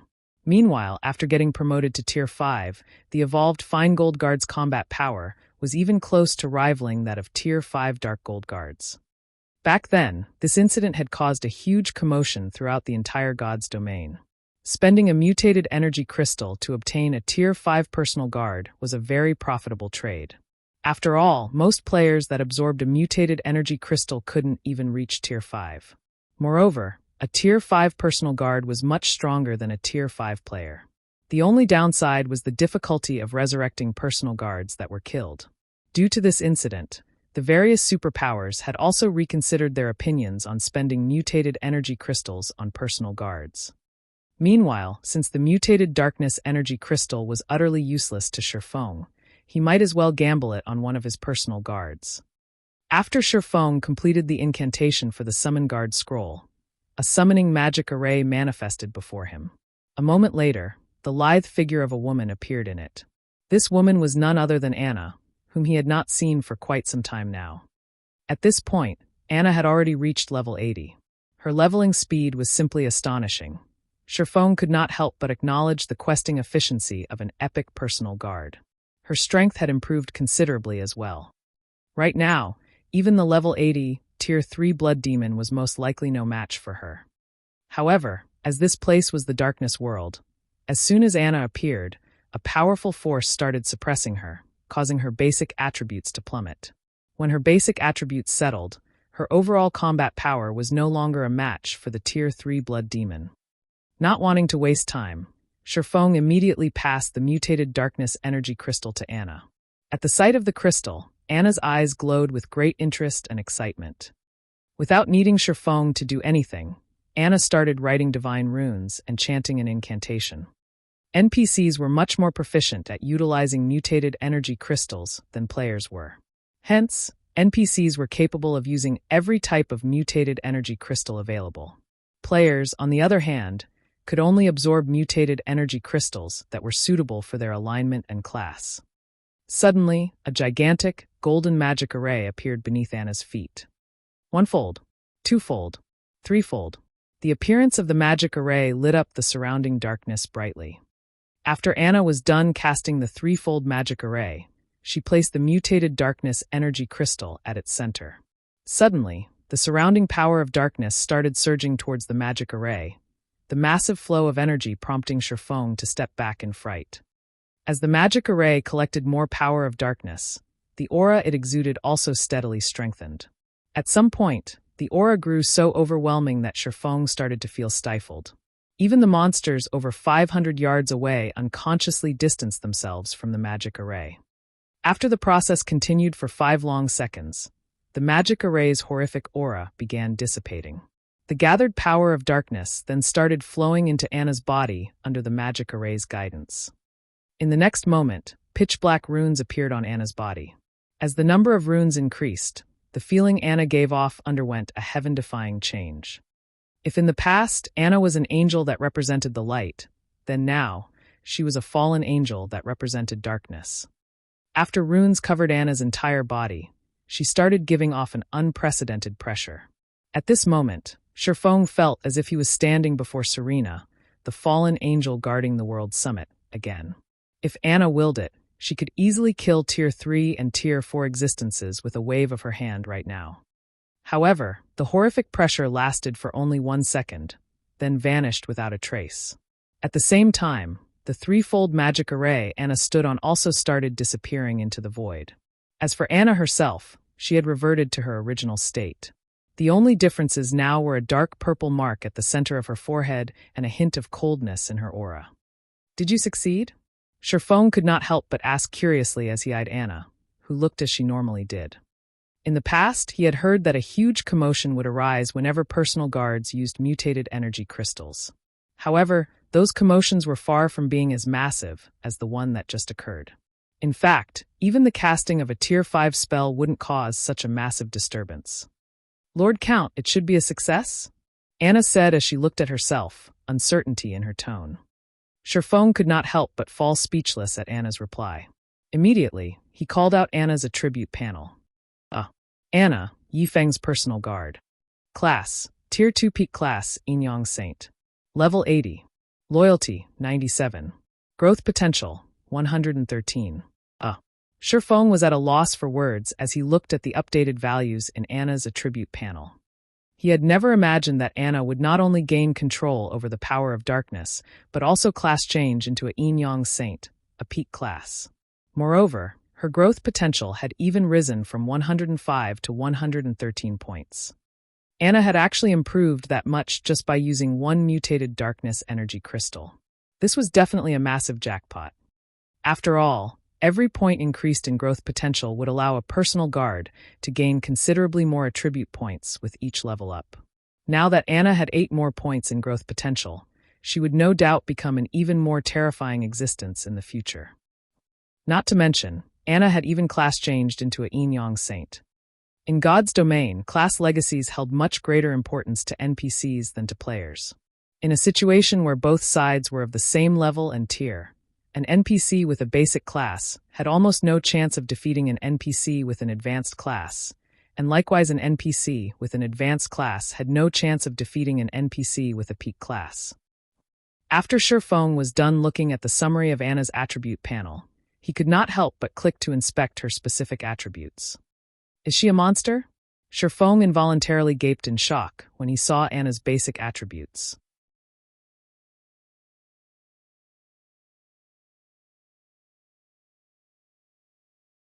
Chapter 1677, Anna's Power. Chapter 1677, Anna's Power. Sherfong was dazed for a long moment after seeing Anna's basic attributes. If other players saw Anna's statistics, they'd be surprised by how high the values were at most, but Sherfong knew the implication these attributes had. A normal level 80, Tier 2 magical class NPC would only have around 3,600 intelligence, which was already far more than what magical class players would have at level 80 Tier 2. Even if a level 80 player were fully geared in epic equipment, they wouldn't have such a high attribute since every personal guard used epic weapons and equipment. Even the strongest magical class personal guard Sherfong had heard of in the past had only commanded 4,200 intelligence after reaching level 80 Tier 2. Although there was only a 600-point difference, the difference in magic damage and maximum mana would be massive. In God's domain, the power of a spell heavily depended on the caster's intelligence. For example, if a Tier 1 player and a Tier 6 player cast the same Tier 1 spell, the power difference would be like heaven and earth. The outcome was due to the difference in their attributes. Meanwhile, high-tiered spells and skills only allowed one to display more of their raw power. Previously, Anna's intelligence had only risen to 4,346, and she had barely been able to contend with ordinary great lords of the same level in terms of raw magic damage. However, if she used the powerful skills in her arsenal, she could have easily overwhelmed a great lord of the same level. Now, Anna's intelligence had risen to 5,031 points. With such high intelligence, she could overwhelm great lords with ordinary Tier 2 spells. Now, I won't have to worry about needing sufficient help in the darkness world. Looking at Anna, Sherfong could tell that she could easily stomp out great lords of the same level. Aside from the improvements they granted players and NPCs, mutated darkness energy crystals would force the darkness world to recognize their users. With this recognition, the world would no longer consider them an intruder and suppress them. This was why dark players desired mutated darkness energy crystals. Although dark players were members of the dark forces and contained a small amount of power of darkness within, the darkness world still considered them trespassers. The world would still suppress them, although the suppression wouldn't be as severe due to the power of darkness they contained. However, if they absorbed a mutated darkness energy crystal, they could proceed without any suppression. They could then explore the darkness world as if they were in their element. Now that Anna had absorbed the mutated darkness energy crystal, she too had been recognized by the darkness world. The world would accept her as one of its own, and she'd be able to exhibit all of her strength. Sherfong then began his search for the next group of monsters. Although resources within the darkness world were abundant, this world didn't have as many monsters as the continent of God's domain. If the darkness world's monsters moved in large groups as they did on the continent of God's domain, players would have no hope of surviving here. Now that Sherfong had the powerful support Anna offered, hunting down monsters like the dark scorpions was a waste of time.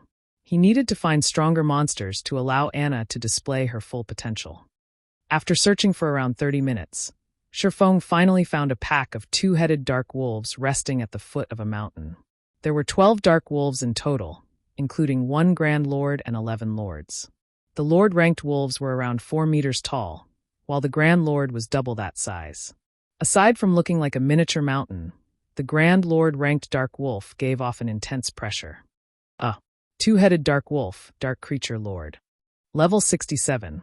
HP 21,000,000/21,000,000. Two-headed dark wolf king, dark creature grand lord. Level 70. HP 95,000,000/95,000,000. Challenging a grand lord in the darkness world was very dangerous. But even if Sherfong weren't a match for the monster, he was confident that he could retreat safely if needed. If he weren't, and he settled for weaker monsters, he wouldn't be able to acquire the 100 darkness stones he needed even after 10 solid days of grinding. The darkness world's grand lords had a chance of dropping complete darkness stones. On the other hand, only mythic rank or above darkness-type monsters would drop the stones on the God's Domain continent. That being said, Grand Lords in this world had a slightly lower chance of dropping them. However, he could use Icarus's heart to compensate for the low drop rate. As long as the Grand Lords had a chance of dropping the stones, it was worth a try.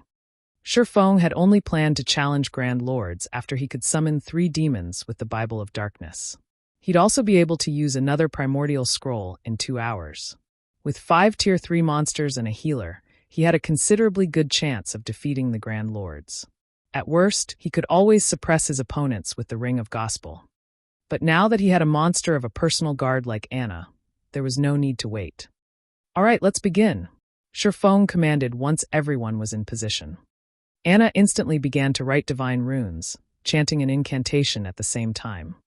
A short moment later, 10 level 80 Lord-ranked rock guardians formed before Anna. A level 80 Great Lord-ranked golden giant had joined them. Due to the significant boost to Anna's intelligence, her summoned creatures had also received a boost to their attributes. The summoned creatures were 15% stronger than they had been previously, but Anna wasn't done yet. Following which, she cast Magic Strengthening, further increasing the Rock Guardians and Golden Giant's basic attributes. In the blink of an eye, Sherfong had a powerful monster army. As the 11 summoned creatures prepared to charge, the old man beside Sherfong cast enhancement buffs on them as well, strengthening the summoned creatures even further. "Go!" Sherfong commanded once the preparations were complete. The Golden Giant and Blood Demon led the charge with the 10 Rock Guardians closely behind them. When the group of summoned creatures came within 200 yards of the Dark Wolf pack, the dark wolves howled with anger. The two-headed dark wolf king stood and glared at the golden giant and blood demon. Emanating a low growl, it pushed its paws against the ground and shot forward. The dark wolf king was as fast as lightning, leaving a trail of afterimages and powerful gales of wind.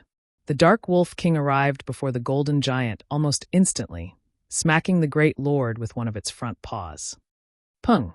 Under Anna's control, the golden giant raised its arms to protect itself. When the dark wolf king's paw collided with the golden giant's arms, the ground beneath the summoned great lord cracked and shattered, and the golden giant sunk into the ground. The dark wolf king's strength was higher than Shifeng had expected, and despite blocking the attack, the golden giant had lost over 100,000 HP. Realizing that its first attack had failed to get rid of its target, the dark wolf king turned and swiped its tail at the golden giant.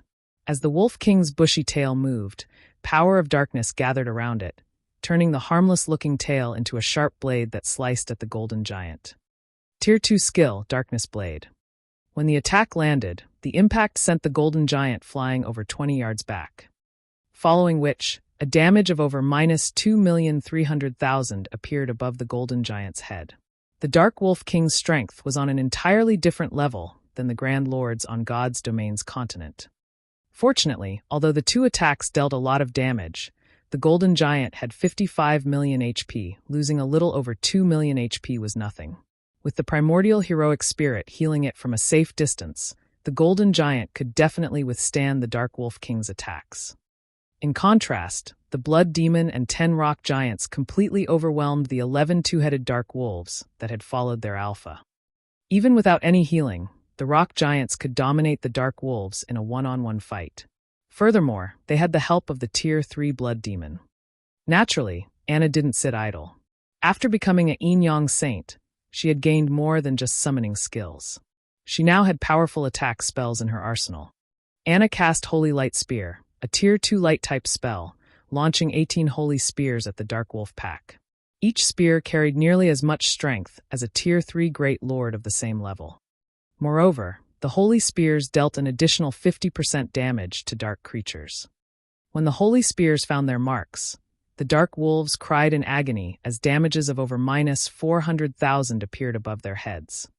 In less than 10 minutes, Shifeng's team had wiped out the 11 Lord-ranked two-headed Dark Wolves, the creatures decorating the ground with loot upon their deaths. Now, only the two-headed Dark Wolf King remained, still fighting the Golden Giant. However, the Golden Giant looked miserable. Despite the heroic spirit's constant healing, the Great Lord's HP continued to decrease. Shifeng had even been forced to activate Life Domain halfway through the battle to keep the summoned creature standing. Once the 11 Lord-ranked Dark Wolves had been dealt with, Anna began to chant a long incantation, writing many lines of divine runes in the air before her. Suddenly, a gigantic silver, twofold magic array appeared beneath Anna's feet. In response, a towering pillar of light rose from the ground beneath the Dark Wolf King's feet, enveloping the boss. Countless chains then appeared from the void and bound the Lupin Grand Lord. Despite the Dark Wolf King's desperate struggle, it couldn't break free. A moment later, the Dark Wolf King released a pained wail as its massive body began to shrink. Tier 3 spell, Chains of Light.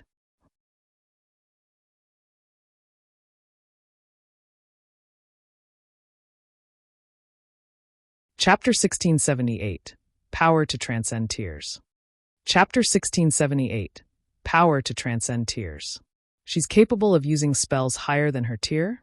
Shifeng was at a loss as he stared at the towering light pillar. Is this the power of a peak class? In God's domain, whether they be players, NPCs, or monsters, all existences could generally only learn and use skills or spells at their tier or lower. The strongest skills and spells they could use were taboo skills and curses. Yet, Anna had just cast a bona fide Tier 3 spell despite only being Tier 2 herself. Shifeng had never heard of anything like this before. Of course, one reason for his ignorance was that he had only ever heard of personal guards obtaining advanced classes. Even after 10 years in God's domain, he had never heard of a personal guard acquiring a peak class as Anna had. Due to the effects of Chains of Light, the two-headed Dark Wolf King, which had been over 9 meters tall, had shrunk to 6 meters in height. The chains around its form also greatly limited its movement. This allowed the Golden Giant to block every one of the Grand Lord's attacks. Now, the Golden Giant only lost around 80,000 HP after it received one of the Dark Wolf King's attacks. It was clear that the Dark Wolf King's strength had decreased considerably. After the decrease, it was only as powerful as an ordinary Grand Lord on the continent of God's domain. The heroic spirit's healing was now more than enough to keep the Golden Giant alive. After Anna had cast Chains of Light, she proceeded to write another series of divine runes. Under Anna's control, the 10 rock guardians surrounded the Dark Wolf King. The rock giants then transformed into 10 stone pillars, and after Anna finished over 24 lines of divine runes, she lightly tapped the butt of her staff against the ground. Golden divine runes began to surface on the 10 stone pillars, releasing arcs of golden electricity that lined the pillars and created a magic barrier around the Dark Wolf King. The Dark Wolf King's basic attributes began to decrease rapidly. The Chains of Light had merely weakened the Dark Wolf King's strength and mobility, but the golden magic barrier suppressed all aspects of the boss. In the blink of an eye, the Dark Wolf King's maximum HP had fallen by 30%. This magic barrier could even rival a top-tier intermediate magic array. After seeing this, Shifeng finally understood why there was such a huge difference between the strength of NPC's classes. It wasn't just a matter of higher basic attributes, but a matter of superior spells and skills. Even without the Blood Demon and Heroic Spirit, Shifeng was confident he could defeat a level 70 Grand Lord with Anna's help alone. If the party had a strong healer, Anna could even whittle down the Dark Wolf King without too much exertion. This will save me plenty of primordial scrolls. As Shifeng watched the two-headed Dark Wolf King, whose attributes had already fallen below a Grand Lord standard, he realized that he wouldn't have to rely on primordial scrolls to grind in the darkness world anymore. The heroic spirits players summoned with primordial scrolls could only exist for 12 hours. Meanwhile, Shifeng only had 12 of these scrolls. Even if he used them efficiently, they would only last him for several days. With Anna's help, though, he could grind in the darkness world for much longer. Due to the magic barrier, the Golden Giant had a much easier time dealing with the Dark Wolf King. The Great Lord even began to trade blows with the Grand Lord, increasing the party's overall DPS. After including the Blood Demon, Anna, and Shifeng's attacks, the Dark Wolf King's HP began to deplete steadily. Although the Grand Lord's battle recovery and high defense slowed their progress, it was only a matter of time before the Dark Wolf King died. 90%, 85%, 80%. When the two-headed Dark Wolf King's HP fell to 20%, it released a sudden, angry howl. Its two-headed body then split down the middle, each head taking on its own form. Division? Shifeng's expression darkened when he saw the two Dark Wolf Kings. Bosses that had grasped doppelganger skills in God's domain were extremely difficult to defeat. Unfortunately, slaying bosses that had grasped division skills was even harder. With doppelganger skills, a boss's main body and its doppelganger shared HP. If either form were killed, regardless of whether or not players slew the main body, both would die. However, bosses with division skills were a different story. Each copy had its own, independent HP. This essentially meant that players had to face two bosses simultaneously. Moreover, when a boss used a division skill, all debuffs on the boss would be removed. In the next moment, the chains of light originally binding the two-headed Dark Wolf King vanished. The two Dark Wolf Kings then revealed a sinister grin as they looked at Shifeng's group, their expressions seemingly saying, "You're dead meat now." The two Dark Wolf Kings immediately pounced on the Golden Giant and the Blood Demon. Gathering power of darkness in their paws, they smacked their respective targets. Both the Golden Giant and the Blood Demon attempted to block the incoming attacks, but just as they seemed to succeed, the Dark Wolf King's paws transformed into shadows, piercing the elemental and demon's defenses. The attack struck their targets, and both the Golden Giant and the Blood Demon were thrown over 20 yards away, a damage exceeding -2 million appearing above each of their heads. Before the two summoned creatures could regain their footing, the two Dark Wolf Kings pounced again, launching the same attacks.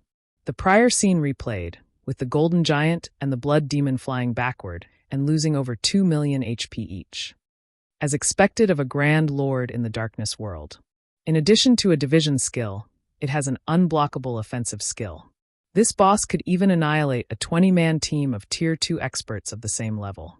Despite realizing the seriousness of the summoned creature's situation, Sherfong remained unfazed. Instead, he calmly told Anna, "Let's see what you've got." Nodding, Anna's aura abruptly changed. The dark purple mark on her forehead disappeared, transforming into runes that covered her body.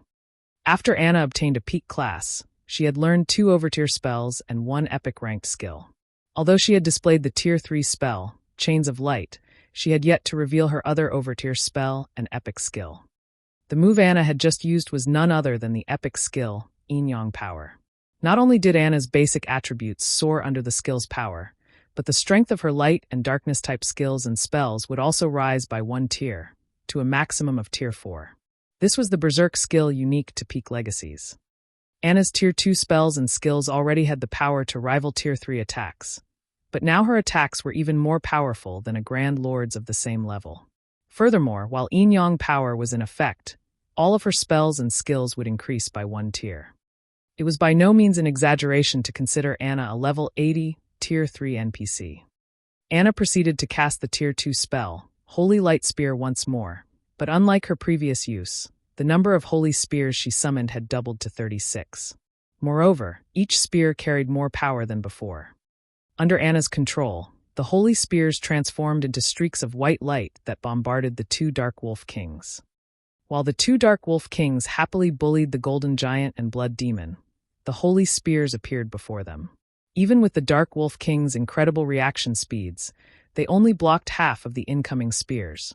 The rest of the shining weapons found their marks. When the holy spears met the Dark Wolf King's tough fur, the 2 Grand Lords howled in pain. Each spear dealt over -600,000 damage.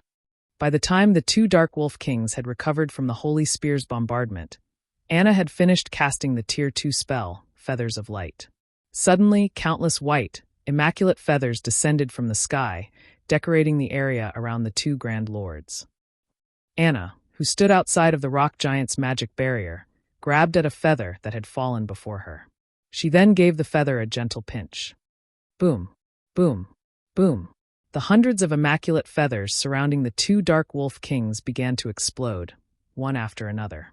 Although each feather's explosion was not particularly powerful and only devoured a few tens of thousands of the Grand Lord's HPs, the total accumulated damage was frightening.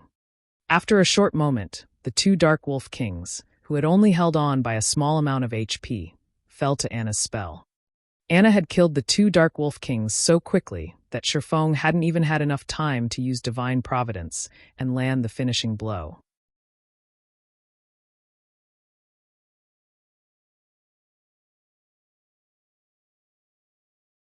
Chapter 1679. Ancient Rock Cities, Shocking Transformation. Chapter 1679. Ancient Rock Cities, Shocking Transformation.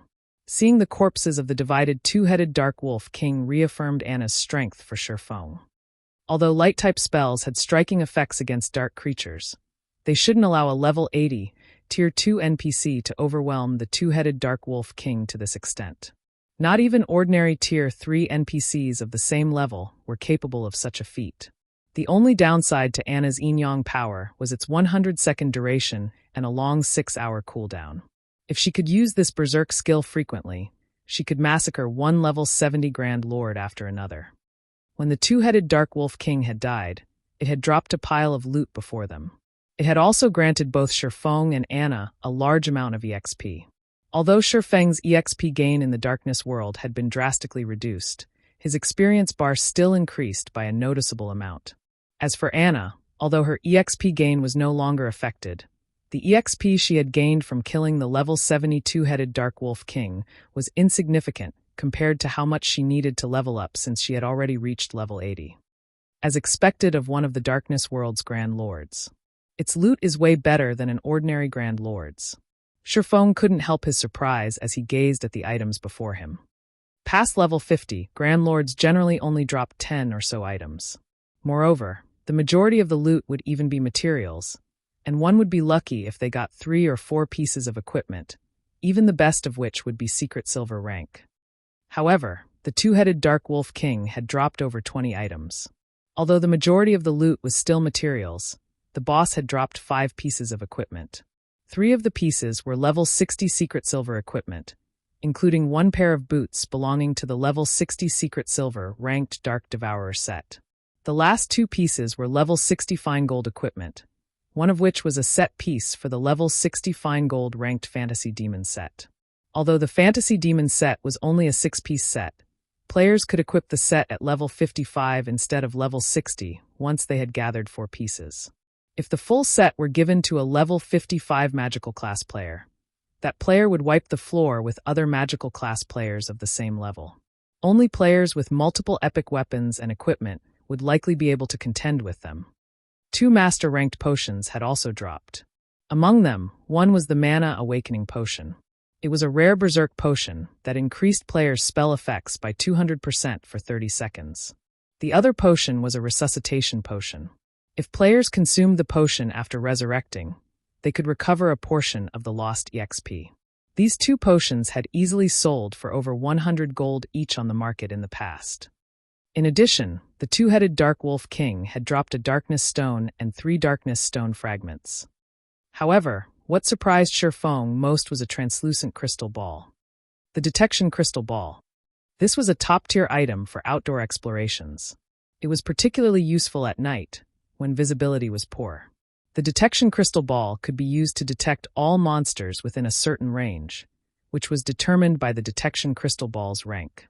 A Bronze Detection Crystal Ball had a range of 500 yards, while Mysterious Iron-ranked crystal balls could detect enemies within 700 yards and Secret Silver-ranked ones could reach 1,000 yards. It allowed players to avoid monster ambushes. The Detection Crystal Ball the Wolf King had dropped was Fine Gold rank, with a range of 1,500 yards. Not only could this item's detection reach further than the Blood Demon's vision, but it could also spot every monster within that range. It did not matter even if the monsters were camouflaged or hidden behind terrain. Unfortunately, it did cost 1 magic crystal to operate per hour. Ordinary players might not be willing to pay this price, but it wasn't an issue for Shifeng, and it would be of great help as he explored the Darkness World.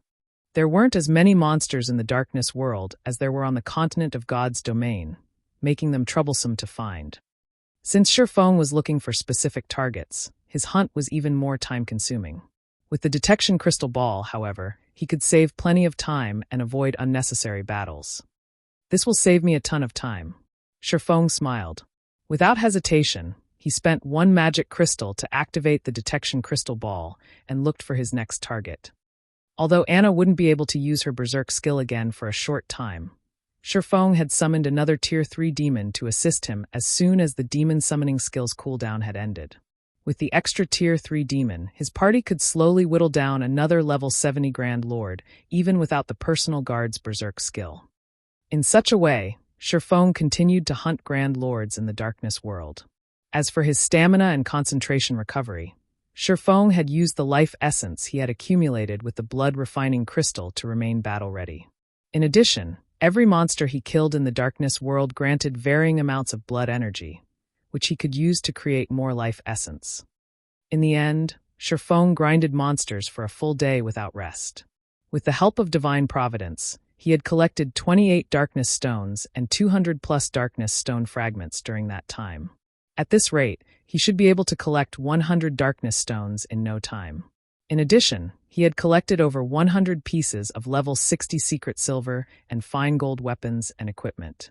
He also managed to complete 1 Dark Devourer set, and now had 4 set pieces of the Fantasy Demon set, only missing the helmet and gloves.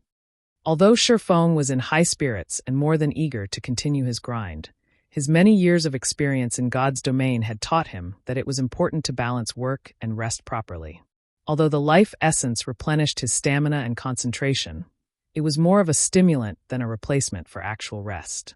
If he wanted to rest his mind, he had to log out of the game. After returning to reality, Shifeng planned to see to his basic training, as usual, maintaining his physical fitness. He then planned to make the necessary arrangements to expand the Zero Wing workshop. Now that the Zero Wing Guild was on the right track to becoming a superpower and had acquired a city of its own, the guild would only grow as it moved forward. Naturally, the guild's management would become more complex. He needed more personnel to manage Zero Wing, and so he needed to expand his workshop and recruit more internal members. But before Shifeng could leave his room, The quantum watch on his wrist, which was connected to his virtual gaming cabin, rang. The display on his watch showed that the caller was Aqua Rose. "Guild leader, I finally got through to you," Aqua Rose said as soon as the call connected, sounding a little rushed. "Has something happened to the guild?" Shifeng asked curiously. "Something big has happened," Aqua Rose stated. "While you were grinding in the darkness world, Heaven's Burial has been trying desperately to fend off the various superpowers surrounding it. It has even mobilized countless evil demons and evil beasts, but midway through the siege, one of the superpowers mobilized powerful siege weapons and a large number of NPC mercenaries. The battle continued for several more hours, and after suffering immense casualties, the various superpowers finally broke past Ancient Rock City's walls and charged into the City Lord's mansion. "So, Ancient Rock City has been taken?" Shifeng could not help but smile. He had destroyed Ancient Rock City's defensive magic arrays precisely so that he could cut off one of Heaven's Burial's revenue sources. If another power claimed Ancient Rock City, it was definitely worth celebrating for Zero Wing. "No," Aqua Rose said, shaking her head. "No. Haven't they broken into the City Lord's mansion? With the various superpowers' strength, they should have no issues getting to the City Lord's tablet, even if there are evil demons in the building." Aqua Rose's reply left Shifeng slightly confused. The various superpowers were recognized as such due to the large number of experts they employed. While Refinement Realm experts couldn't do much in a war involving tens of thousands of players, they could exhibit tremendous combat power in compact fights with a limited number of opponents. Even if level 100 NPC soldiers were stationed inside the City Lord's mansion, those NPCs wouldn't be able to stop every Refinement Realm expert from reaching the City Lord's tablet. The various superpowers have stormed the City Lord's mansion, but some Tier 4 NPC appeared suddenly and transformed Ancient Rock City into an evil demon nest. Not only has the city become a forbidden land for players, but the evil beasts and demons are also expanding their influence and capturing areas around Ancient Rock City. More evil demons and evil beasts are joining the force by the minute. Just some time ago, we received a report stating that the other guild's towns in the Orc Empire have fallen to these evil demons. According to our scouts, the evil demon army is spreading towards Starmoon Kingdom's borders. By the looks of it, Zero Wing City is the army's target.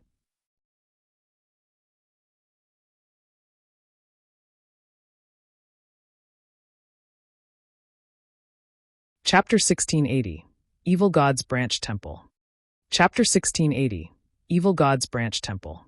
A Tier 4 NPC appeared in Ancient Rock City, and the NPC transformed the city into an evil demon nest? How is that possible?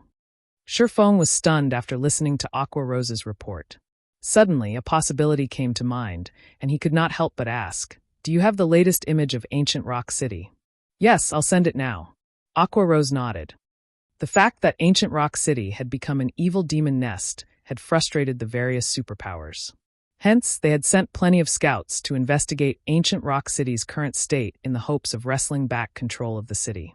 Meanwhile, Zero Wing had collected quite a bit of information from those superpowers. Following which, Shifeng entered his virtual gaming cabin again and logged into his rest space. He could still make contact with players in God's domain from within the rest space. Once he had logged in, Shifeng noticed the pictures of Ancient Rock City Aqua Rose had sent. In addition to that, she had sent video recordings and statistics reports about the current forces inside the city. What a terrifying number. Shifeng was shocked as he watched the videos. Evil demons and evil beasts crowded Ancient Rock City, both on its walls and inside the city itself. Several million monsters had taken control of the city, far more than any single player could control. Based on the information the various superpowers had gathered, there should be roughly 3 million evil demons and evil beasts defending Ancient Rock City. Moreover, this number continued to grow as time passed. However, the number of monsters within the city wasn't the most important aspect. It was these monsters' levels. The lowest leveled monster present in the city was level 50, while the higher leveled ones had reached level 80. Moreover, there were mythic-ranked evil beasts and evil demons outside of the city. Based on current reports, there should be more than 10 mythic-ranked evil beasts and evil demons protecting Ancient Rock City. There was also a level 80, Tier 4 NPC stationed in the city. This NPC was the true Grim Reaper to players due to its Tier 4 domain skill. Based on the reports, hostile players that tried to approach this Tier 4 NPC would be transformed into evil demons before they could get near the NPC. Sure enough, Shifeng frowned as he gazed at the towering temple in the heart of ancient Rock City. They sure are ruthless. They actually built a branch of the evil god's temple in ancient Rock City. The only way to transform a city into an evil demon nest was to create an evil god's temple branch temple in the city. If a branch temple descended, one could instantly teleport all of the evil beasts and demons under their command to the temple, essentially fortifying the city with an army. However, it was extremely difficult to get a branch temple to descend.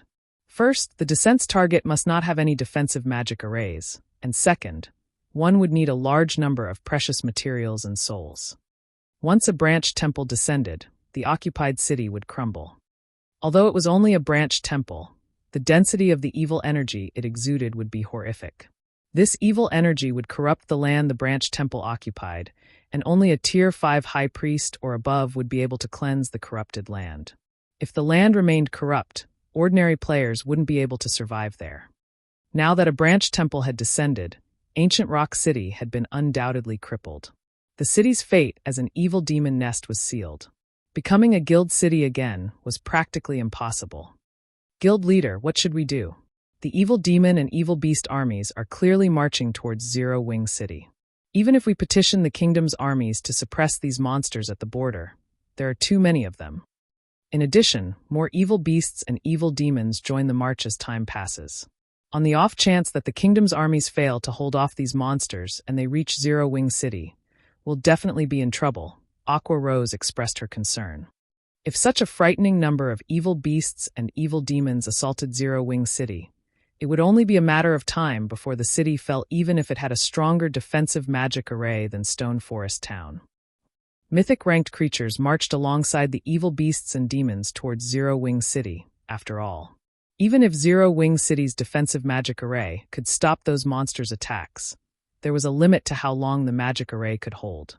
Once it broke, the city's players would quickly follow.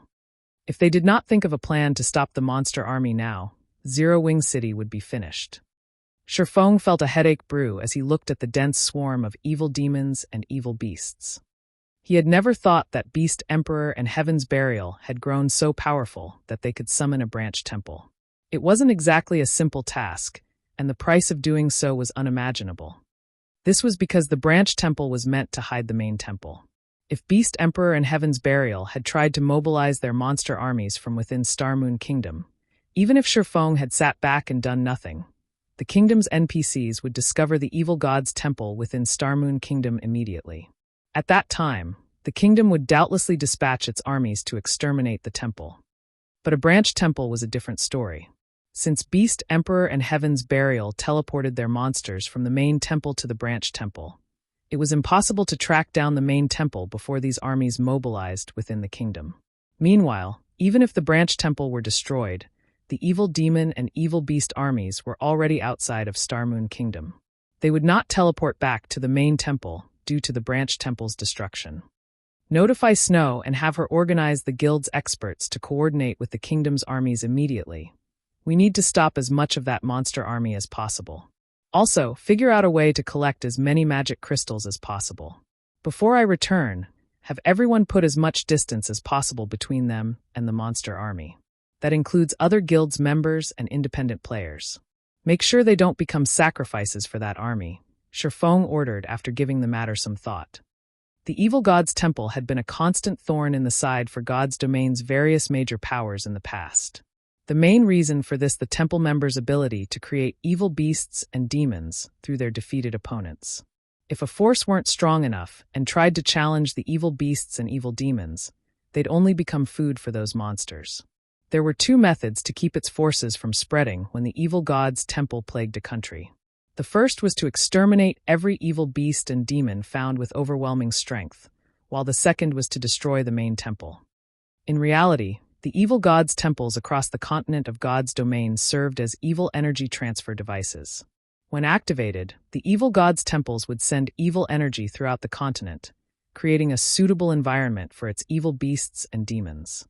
As long as one destroyed the activated evil god's temple, they could stop the transfer of evil energy. After losing its source, the evil energy that had spread would gradually thin until the environment became hostile for evil beasts and demons once again. Some of the weaker monsters might even die as a result, while the stronger monsters would grow weaker and become easier to defeat. However, the whereabouts of Starmoon Kingdom's evil god's temple remained unknown, and destroying the heavily guarded branch temple in the Orc Empire was impossible.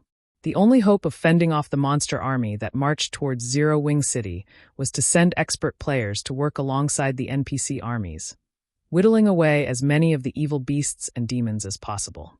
The monster army could only grow if it had sacrifices. It couldn't bolster its numbers without a cost. Understood. I'll notify Snow right away. Aqua Rose nodded before disconnecting the call. Not daring to waste time, Shifeng immediately logged back into God's domain and continued to grind for darkness stones. Meanwhile, over 500,000 players had gathered in a forest at the border of Stone Forest Town's map. Among them, over 100,000 wore Heaven's Burial's guild emblem. Every one of these players was level 47 and above, and they were all very well equipped. However, every one of these players wore tense expressions. Beast Emperor, I've prepared the 400,000 players you've asked for. I hope that you will fulfill your promise. Singular Burial, who stood atop a hillside, told the middle-aged man beside him. The middle-aged man had ashen skin covered in runes. The man also wielded a staff made of pitch-black jade. This man was none other than Beast Emperor. However, he was no longer covered in bandages. Relax. When have I ever broken a promise to you? Beast Emperor laughed. Turning his sight towards the player army at the bottom of the hill, he commanded, "All right, let's begin." That you're tuning in to the Blee Maze Sword of Destiny YouTube channel. We're so grateful for your support, and don't forget to subscribe to join us on this incredible journey through captivating stories. Your generosity through donations truly makes a world of difference, as it's the primary source of revenue that allows me to expand and enhance this channel for you. Thank you from the bottom of my heart for being a part of this adventure.